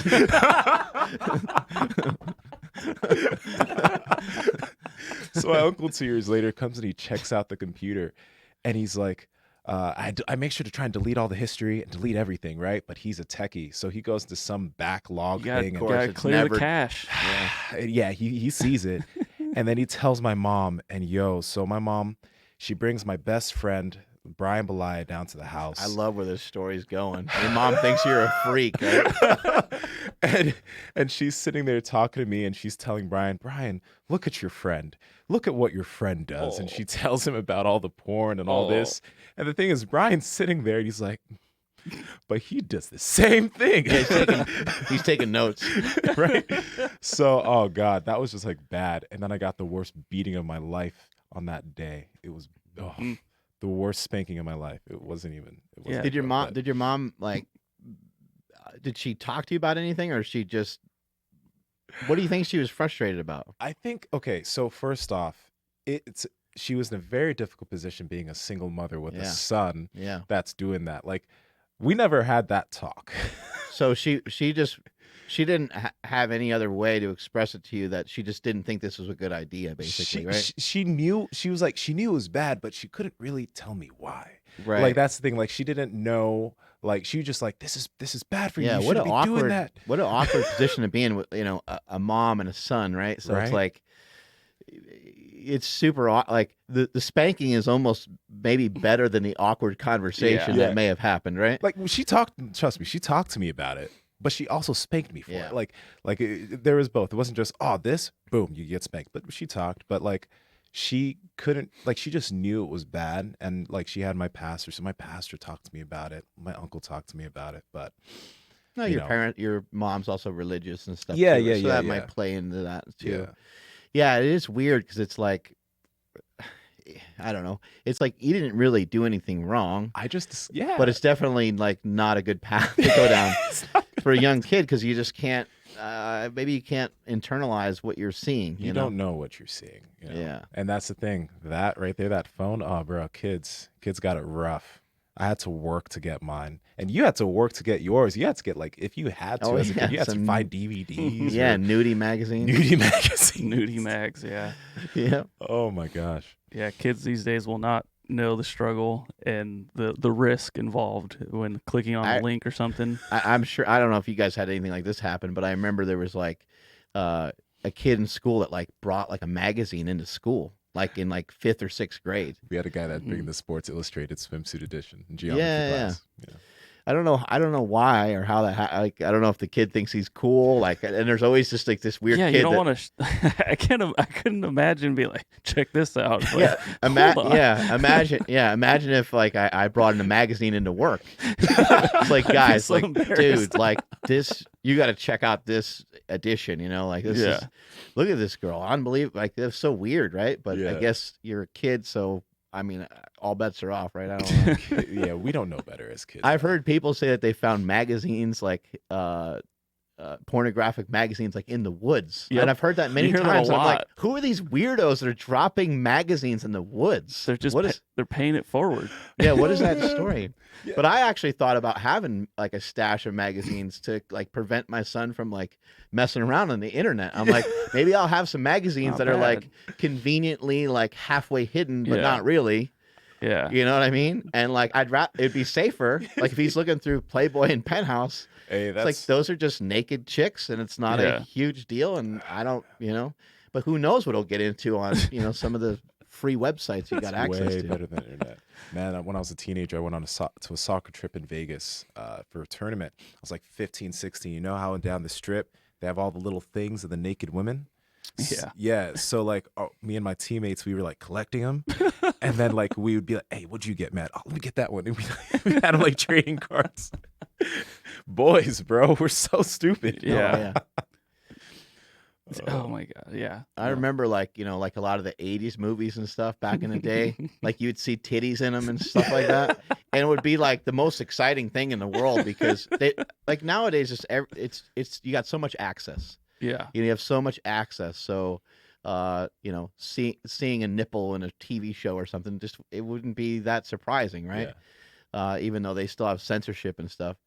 But I remember that as a kid, and like Revenge of the Nerds and these different movies, you would see these like naked images, and they'd be like branded into your head forever because it's like the coolest thing you ever seen at that time, Yeah. And I just think things are way different now. I don't Man. know if things stick to you the same way they used to. I don't know. That's the I think they definitely affect you different. There's been research done on that. They affect you differently. But like we talked about this, man. VR is going to be a whole new game. I don't know did you guys watch that Black Mirror episode? People are I'm gonna sorry. be no beaten off spoilers. like I haven't crazy. seen it yet. Oh, you haven't seen it. Okay, I'm not going to talk. That's my about it. homework for this weekend. I don't know if you watch Black Mirror, Mark. Do you watch? You mentioned it to me. I need to check it out. Yeah. I know. My wife, she's the worst. She fucking watches everything. I don't know how she does it because she's supposed to work for us. She's supposed to work for Slingshot. And I'm like, hey, let's, like we go from like one series to the next, just like a lot of other couples do, right? We watch some stuff together. Sometimes I dig it, sometimes I don't, but like that's something that we do together. So we'll watch some different Netflix stuff, right? And so everything I ask her about, though, she's fucking seen already. And I'm like, When what? did you do it? How do you have time Yeah. for this? Like you're a madman. How do you figure it out? But yeah, she's watched Black Mirror already. She's I don't know. Has it gone through its full progression? Is it done? Or is it over with? Or are they still Yeah. running it? That 5th season just came out. Yeah. Oh, okay. Yeah, and I don't know if this one's any different, but normally the like episodes don't really have anything to do with each other. So Oh, it's okay. like they're all like just short movies basically. And it's pretty much it's called Black Mirror because like when you turn off your phone, it's like a black screen. Ah, So that's the correct. metaphor. So the show is mainly a metaphor for like what technology can do in the future, like the different dark paths it can go down. And there's in the new season there's an episode, and you'll see it in the preview. Yeah, no, we're all good. But there's like VR stuff, and Right. it goes into like the depth of what VR can Oh, like. no. Yeah. But yeah, man, kids have VR porn now, and that's a whole different type of deal because it's right there in the visor. Yeah, I wonder if that'll like surpass a real experience. You know what I mean? Like, You already got a lot of dudes that like they don't really seek out real women anymore, Right. Because Yeah. they're so used to just like beating it every day. Yeah. And this is totally serious. Like a lot of dudes don't really have the urge to go find a woman because they're just like, well, just like, I got it right here. yeah, Yeah. it's a lot less Right. complicated. That's for sure. A lot less Yeah. complicated. She's way more attractive. Less Her- expensive. yeah, you Well, know. So. I mean, and this is like a weird thing. Like I wouldn't change anything in my past to get me to where I am right now. Mm-hmm. However, in high school, even junior high school, early college, Yeah. I would have been so much further like on with my life if I didn't think about chicks. Like if I could just rub one out over here and be like, all right, let's focus back on school. Like I think I would have progressed so much better. That's actually That's actually amazing conversation because, like, what like what if you could just take something that kind of did like just like left you Suppressed. Yeah, like Yeah. like you just didn't care that much about it for a while. I think that would be amazing because Yeah. if you could do that for just a couple years, Yeah. probably between the time you're like, I don't know, 17 and like 24, Yeah. because then you can kind of get over that hump and you can be more mature and not Wouldn't like be all want to fuck awkward. everything in sight all the time. For reals though. Oh, Taking man. testosterone's a real trip because like, yeah, Oh, it man. sends you down that path so much worse, right? Because that's what it does. It heightens your Yeah. libido, and you're like, oh my god, it makes it harder, so to speak. That's exciting. Can I get a hey now? Hey now. Makes Yeah. everything harder. What about like trend and that sort of stuff? I've heard some differing stories, but So, well, anabolics in general, like any form of steroid that you would take to get like bigger or stronger, they can enhance your libido and they Mhm. can also suppress it. They can, as Joe Rogan has put it, make you feel like your dick got run over by a truck. Oh God. Yeah, that's not good. There's things like DECA and there's things like Tren that can sometimes have a larger impact on on your ability to like get it up and things like that. So it really depends on like your overall health too. I think people like recklessly just take anabolics for, and like the doctor was saying that we just had on here, Dr. Lee, he was saying people just take them and they don't think about it. They don't get any blood work done.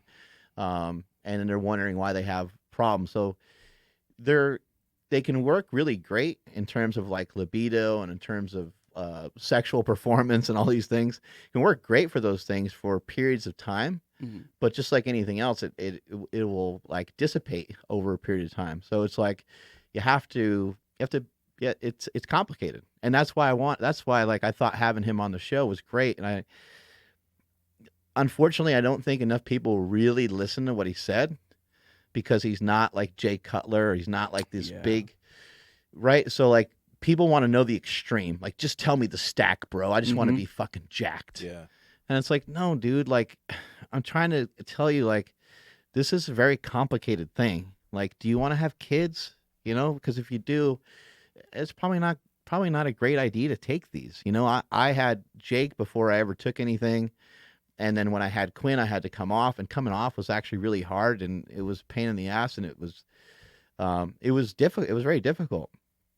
And then fortunately I was able to have Quinn, but what if I wasn't able to have, like, that would change my life forever, right? That would be way different. I wouldn't know what it would be like to have her, and I wouldn't know what it would like otherwise, right? But it's just something that really serious, like it's a very serious thing to really think about. And I think that people kind of take it too lightly. But the gist of it is, if you take some, it can be really effective and it can help you a lot. You just have to be kind of careful that you don't end up going down that rabbit hole where you just want to take more and more and more of it Yeah. and stay on it forever. Yeah. I'm really happy we had Lester on because it, like you said, it'll help educate a lot of people because that world is difficult, And I think Andrew mentioned something the other day to me, and I was like, "You're probably saving a lot of future lives because what did some guy message you, or what did you see?" Well, Yeah. you had to go and just, I mean, literally like chills when you said it. Mhm. But no, somebody had come up to me at the seminar and they're like, dude, Starmageddon saved my life. And I'm like, well, please continue. Mhm. And basically he just wanted to follow like the whole protocol that I did, starting with the blood work and then going from there. Because he's been working hard and he's just like, I'm not really making the progress everyone else in the gym is. Like, it's really frustrating. So I wanted to, kind of follow suit. And when he got his blood work back, his testosterone level was 130. And he's like, oh, well, that's what it is. It has no, I don't even need to bother with SARM. So he's now on TRT. And he's like talking about how like just everything's so much better now. He's in a more positive mood. His girlfriend is like, he's a different person. He's so much better now. And then this is what you were talking about. The BHRT doctor and my buddy Nick that I interviewed for last week's episode were like, yeah, you need to keep your dosages at 20 milligrams. And I'm like, okay, yeah, that makes a lot of sense. And somebody had DM'd me and they're like, I've been taking 100 milligrams per day. I'm like, oh my gosh, you are way over, And then so that's when Nsima was like, people just don't know. They don't know what the hell they're getting into. They don't know what's right, what's wrong. He's like, so I was telling him like, I'm helping a lot of people, and he's like, think about the people that you're gonna help. Like, or how did you say it? Like, I can't even word think it. about the amount of guys that are like, maybe they're doing something right now that could potentially stop them from having kids. They hear about this kind of stuff. They start doing it correctly. They can have children, and you're saving future lives. Like, Yeah. they're going to be little babies that are born because they now have the education, or their parent now has the education, and they had them safely. Like, you're saving kids that haven't been born yet, Andrew, and you too, Mark. Like, it's crazy. It's crazy shit. Yeah, that's what that hit me really hard, because I'm just like, oh my gosh, like I'm just thinking about the people that are considering it right now, or anybody that I can help. But you're right. Well, there's been a lot of relationships that end, because it's so frustrating sometimes, because people can't, sometimes they're not compatible for various reasons. But like, what if that was a thing, like in your relationship, and you, right? Like, I don't know. They're definitely things to think about, and it's kind of understandable sometimes when an 18-year-old kid or someone who's 20 or something like that is just like, fuck it, I'm going to go for it. It's kind of understandable. But for anyone who's a little bit older, a little bit more mature, that's actually paying attention, shouldn't be just diving into this stuff recklessly.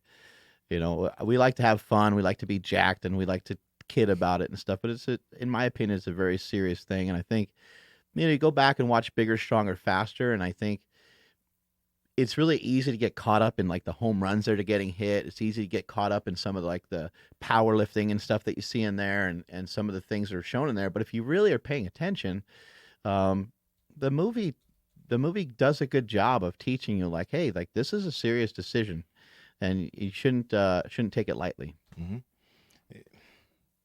I'm not going to name any names or anything, but something that I think is really, really irresponsible. And I get how people really like being honest now about their drug use, which is good. You should be honest if you're taking stuff. But there are a lot of younger guys on YouTube that are taking a lot of stuff, and they're sharing all the stuff they're taking, but it's not probably that smart. Like, they're probably just doing too much, and they're saying, oh, this is my stack and this is what I'm taking. And every kid that watches them's like, that's what I should do too. But it's just so damn irresponsible. Like, it's cool you're sharing and you're being honest, but you're also being super irresponsible, because you're now you're having an impression on young individuals that don't know what the hell they're about to get themselves into. And where'd you get your information? Into. Yeah. Where'd you get your it's exactly. just some dude. It's crazy. Yeah, I mean, what I would like for everyone to do is just train. Just train. Just work hard, train. Put in some time, legitimately give stuff time. Like, give it some time. Give your diet some time. Give your training some time, and ask yourself some questions. Are you at like a 5, a 6 out of 10 in terms of your effort?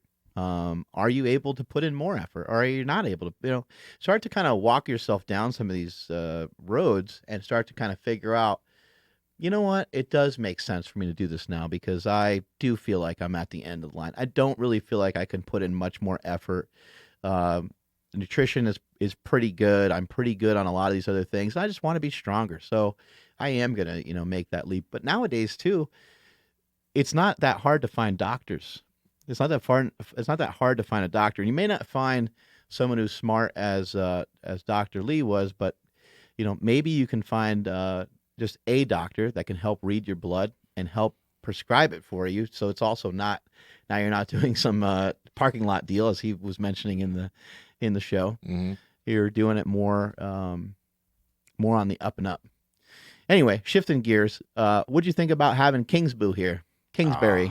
Kingsbury is awesome, man. Kingsbury sounds like royalty. Yeah.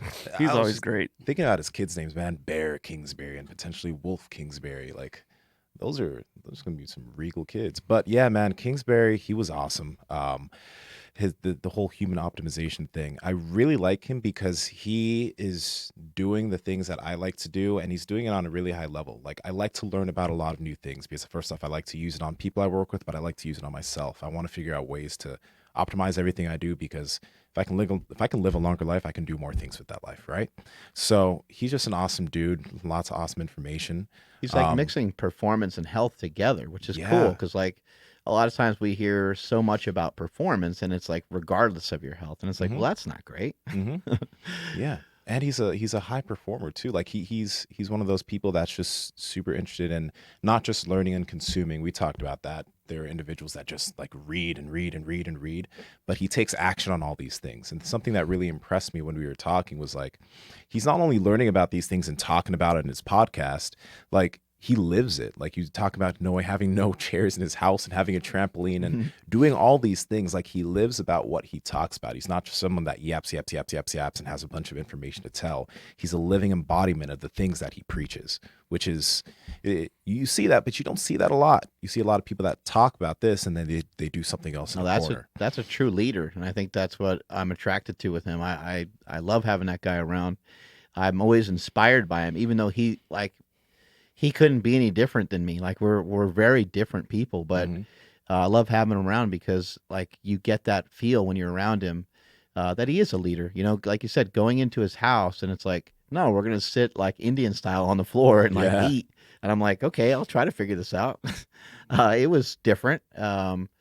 And yeah, we had some awesome food. There was nothing unhealthy, like even in his house at all. I don't, from what I remember, in terms of food, anyway.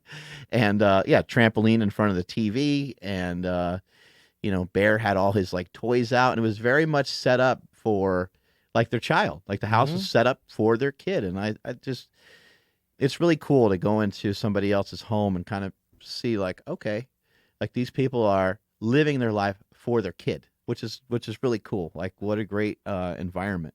And then Bear is such a little beast jumping around the house like a maniac. Yeah. But you know, we did get into the conversation of the open marriage thing, and you know, I'm fairly open with stuff, and I'm fairly accepting. But even with him being my friend and everything, I'm kind of thinking, man, like I don't like talking about this that much because I don't want other people to like to hate on him because I Mhm. like him so much, and he's a good friend of mine. So I was kind of nervous as we were walking through that, even though you know I was the one kind of pressing some of the questions, but I thought it was important. You know, I thought it was important to talk about and to you know kind of figure out like why, like Mhm. why would you choose to go down this road that could potentially be uh, it's super dangerous and super destructive to your relationship. Yeah. That man, like first off, when people hear that, like we were talking, they can hear everything, they could be cool, right? But once they hear that, they immediately turn off. I look at that type of thing. Yeah, I don't actually, I really don't agree with it. It's not for me. But at the same time, just because like that's something that he chooses to do doesn't make him any different of a person, in my opinion. He's just someone who does things differently than I do. That's literally just it. Right. And if you're because I think a majority of people feel that like that's not something they want to do, then just uh, that's fine. It doesn't change the information he puts forward. It doesn't change the type of leader he is. Like he still has a lot of great information. Um, but yeah, like that still isn't for me. Yeah. you know, It's I yeah. don't have that. I don't have that bandwidth to handle that stress. No, and Yeah, more than one woman. I forget about that.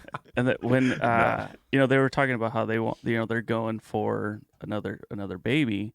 I didn't have the balls to ask, and I just felt like it was quite very much disrespectful. But when Natasha gets pregnant, like Whose baby is it, kind of thing? yeah, like what, like you do like DNA test, like how, like Yeah. because there's someone else there. Yeah. All, you know what I mean? They Like probably have guidelines or something set up. Yeah. I'd imagine so, but Yeah. like I mean, shit, if I just it's not a relationship. Baby's like half Asian or something. You're That's what like, I mean, like- I wish you could. got some questions on this. I wish you could pull this video up, Andrew. I don't know if you'd be able to find it in time, but there's this video of this African soccer player who he was doing an interview post game, and he's talking to the reporter. He's like, "I'd like to thank my girlfriend and my no, my wife, baby. I'm sorry, baby. Please forgive me. I'm so sorry."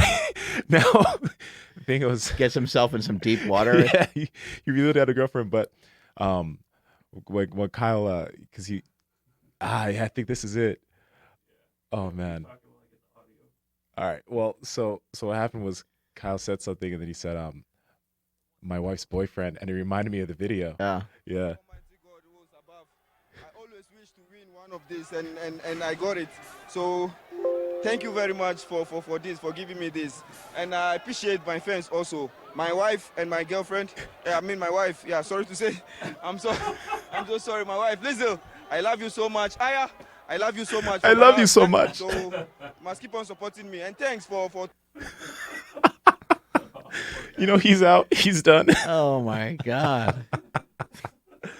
Oh, He's man. trying to explain it too. Like, I just got done with a game, and like, you're my girl, you're my friend, and you're my soulmate, and we're like best friends. And but on top of that, you're my wife. and Yeah. he's trying to explain it all, right? And he's just Yeah. like digging himself a deeper ditch. Yeah.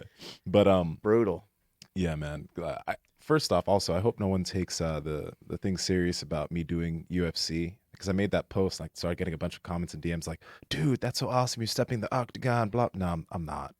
Like, What? No, it's not gonna Oh. happen. I'm just sticking to gi Dude, we jujitsu. signed you up to fight Bones Jones.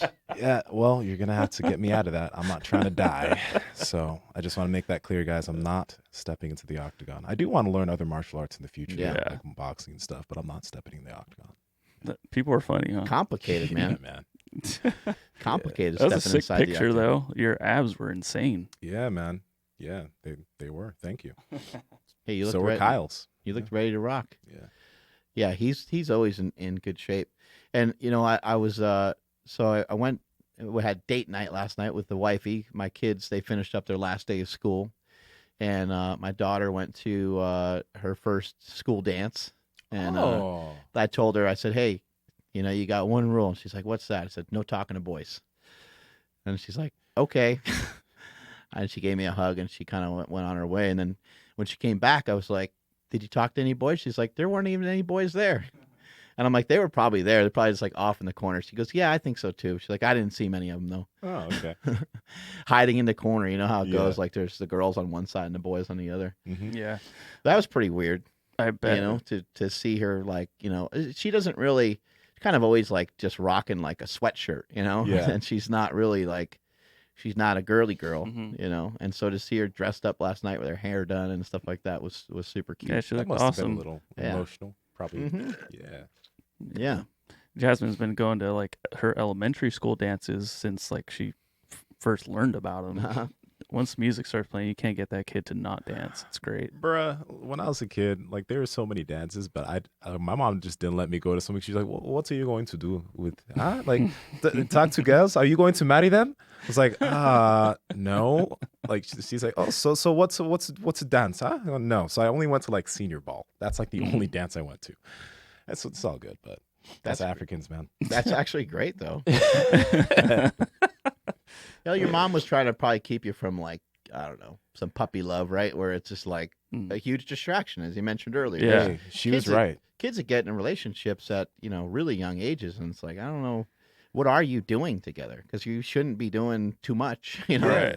So how long are you going to be together for? And I don't know. Yeah, and because of that, like that's why I look at relationships the way I do. I've never gotten a relationship that I wasn't serious about, like literally. So if it didn't have an intention, it wasn't gonna happen. Is our relationship serious? Let's not talk about it on the podcast, Mark. Okay. This is the Yeah. place. Whoops. Working on it. Okay, Andrew, please delete that little part, please. we don't need that on here. I don't need drama in my life now. It's already live, so Oh, So shit. have either one of you brought up to your girlfriends about Kyle about the Kyle's open open- relationship?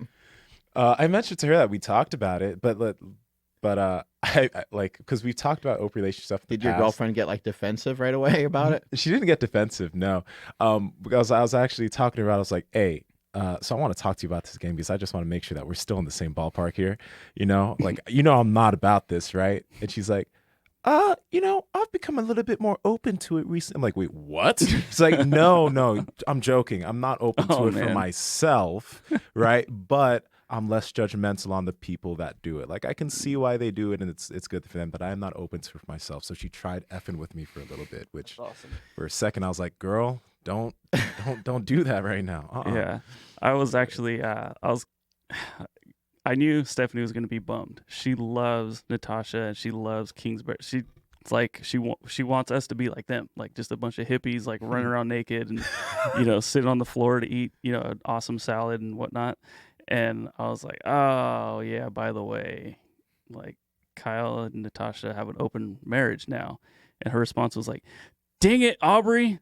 She's like, she blamed Aubrey. yeah. I mean, because I don't know. I feel like maybe Yeah, if definitely an influence. yeah, he definitely influenced her influenced them. So she was pretty heartbroken, to be honest, because she loves them, and she's like, "Oh no, like I don't want anything to get weird." You know? Man, they're still awesome people, bro. Like I want to continue saying, like, people realize you're still dope people. So Yeah, no, she's not gonna like unfollow them or Yeah, anything, yeah. but she just like hopes that like there's no problems or anything weird that can happen between them as a like couple and a family. I guess something I didn't ask, but it's almost like, and I know that they got married first, and then they had the open relationship. But it would kind of beg the question of why get married, right? Like, and then like it also, the whole conversation of an open marriage makes you kind of rethink everything a little bit. Like, is that a perhaps further evolution, or is it like de-evolution, or is marriage a made up thing by religion, or are we supposed to be married? yeah. If you're religious, then you're going to believe the things that are laid out in the Bible, which I'm not super religious, so I don't even know what those things would be. Mm-hmm. But I would imagine that marriage, probably came from like religion, and it's just, as we mentioned earlier with the school system just is the way it is because it's kind of always been that way. Yeah. And we just kind of follow everybody else. So we have a girlfriend, and then we get engaged. We have a fiance for it's like a midterm contract, short-term contract, but it is kind of a mutual, agreement without an actual contract. And then there's marriage, which is kind of like the final nail in the coffin. I mean, the real contract that kind of binds you together, So yeah, all of it's very interesting. Mm-hmm. I'm Christian, but when it comes to like that, when I really think about it, it's not because like of my Christianity or whatever that I choose to be monogamous. It's just like it's what feels right for me. Mm-hmm. Like my grandfather had multiple wives. My mom's dad had multiple wives. He had a few, right? And that's just normal. But like some people, when they hear that, they're like, "Oh yeah." But when I hear that, I'm just like, so much stress. Like I don't want to deal with more than one woman. I want to I just want to deal with one woman, love that one woman, and that we're good. I don't need more. Like I don't want more, right? Some people, they just like want to have a harem and they want to be able to, mess with a lot of different women. Is it different in Africa? Well, or did it used somewhat. to be? It used to be. It's not. There are still men that do that over there. There are still men that do that over there. But like back in the 50s or whatever. Yeah, 50s, 60s, 40s. It was more normal for like men, and he was like a chief, Mm-hmm. to have multiple wives. Like he literally would have one have children with him, then have another one have children, have another one have children. It was normal. Yeah.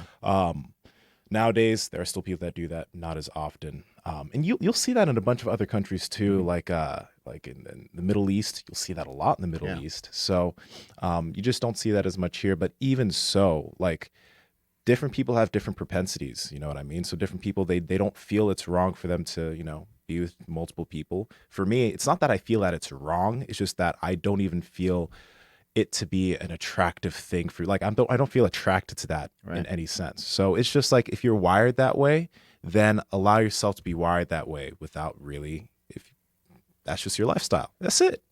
Right. Yeah, it makes sense to me.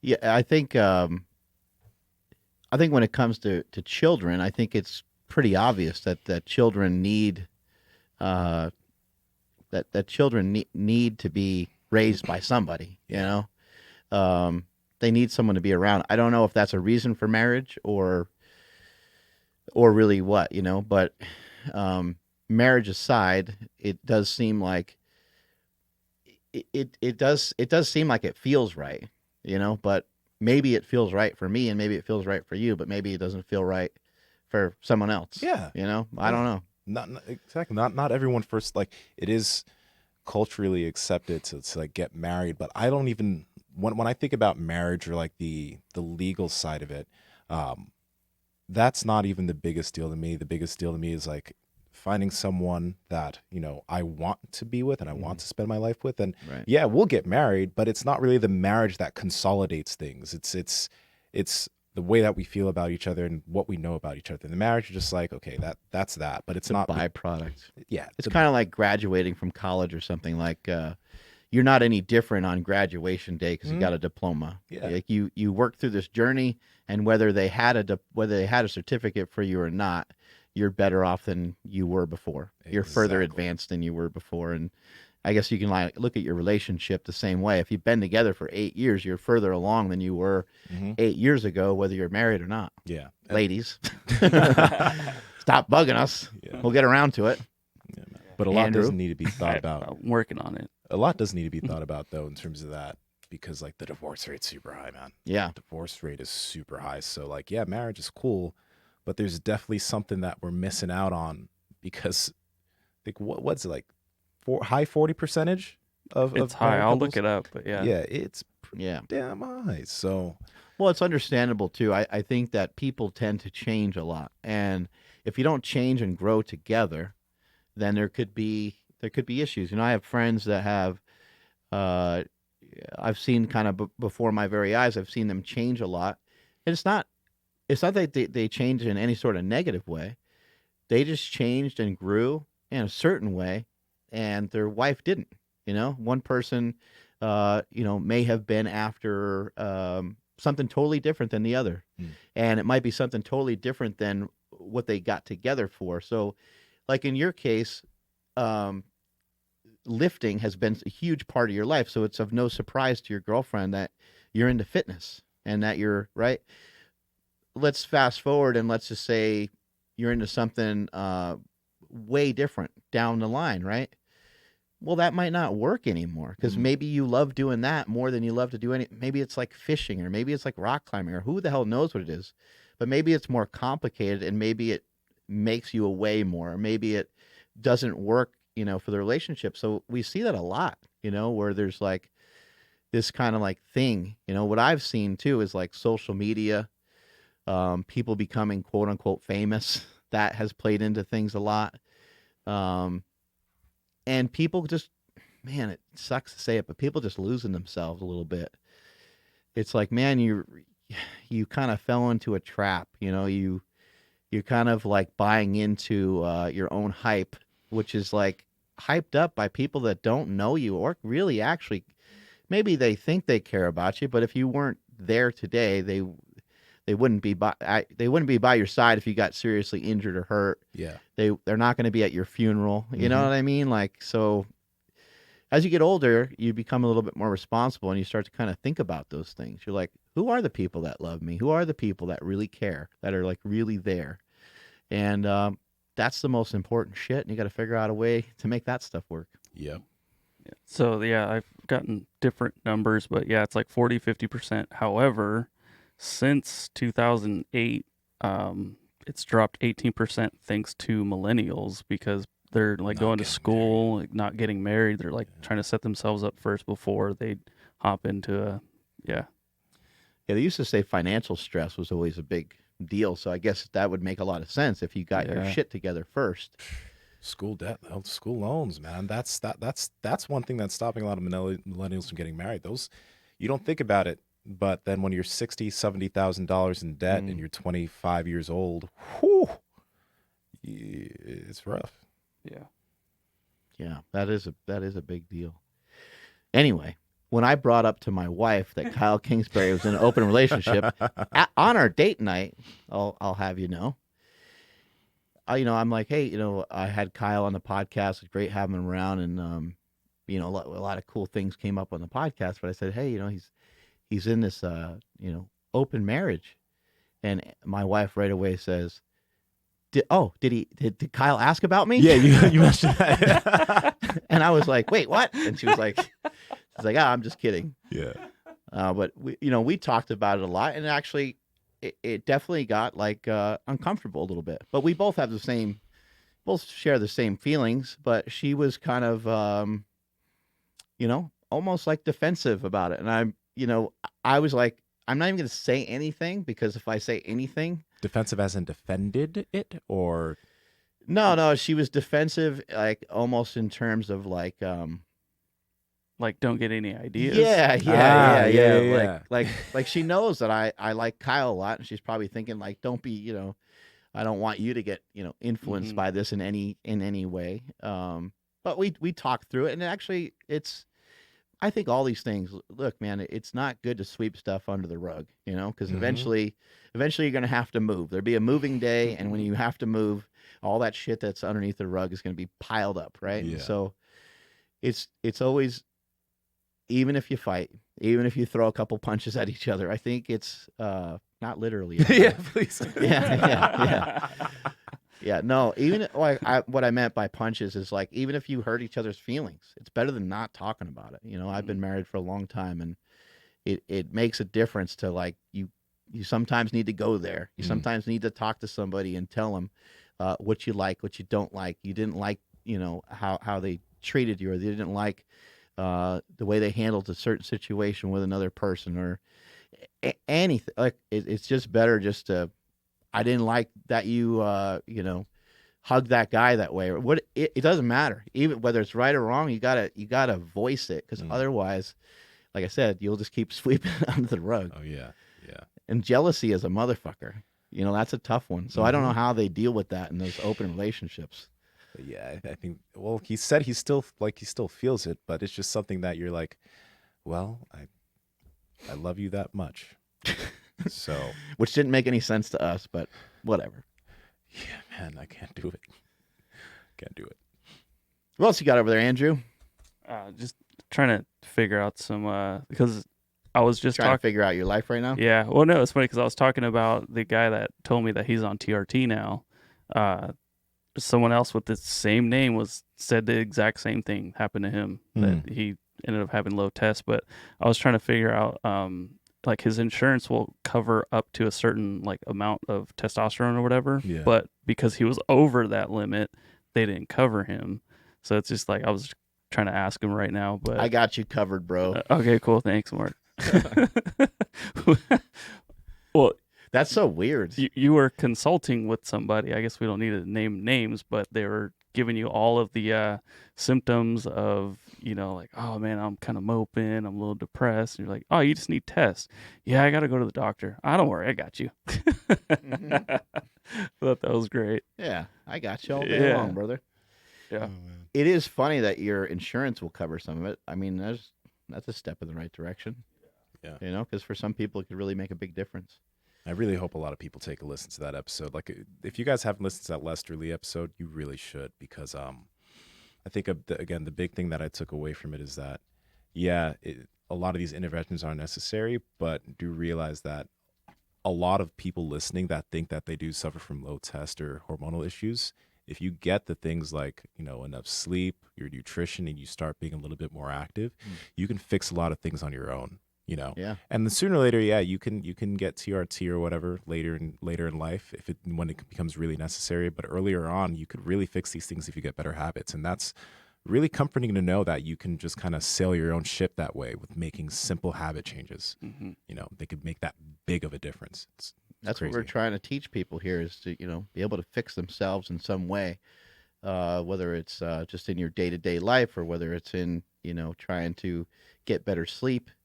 And improving your training, but so many things can be fixed through just better sleep, through better training, through better nutrition. Your nutrition is probably the most important thing, because I don't believe that I do believe if your nutrition is messed up, it will impact your sleep. Of course. And so I think that maybe they're tied for first as like priorities. And then everything else kind of would be down from there. And obviously we got to get to the gym, but everyone that listens to this podcast, I don't think that's a problem. I think you're all getting to the gym, but maybe you're not, taking the sleep and the nutrition as for being very important. even just having a glass of wine or something like that, or a beer before bed, it's you just have to understand. It doesn't mean you can't ever do it.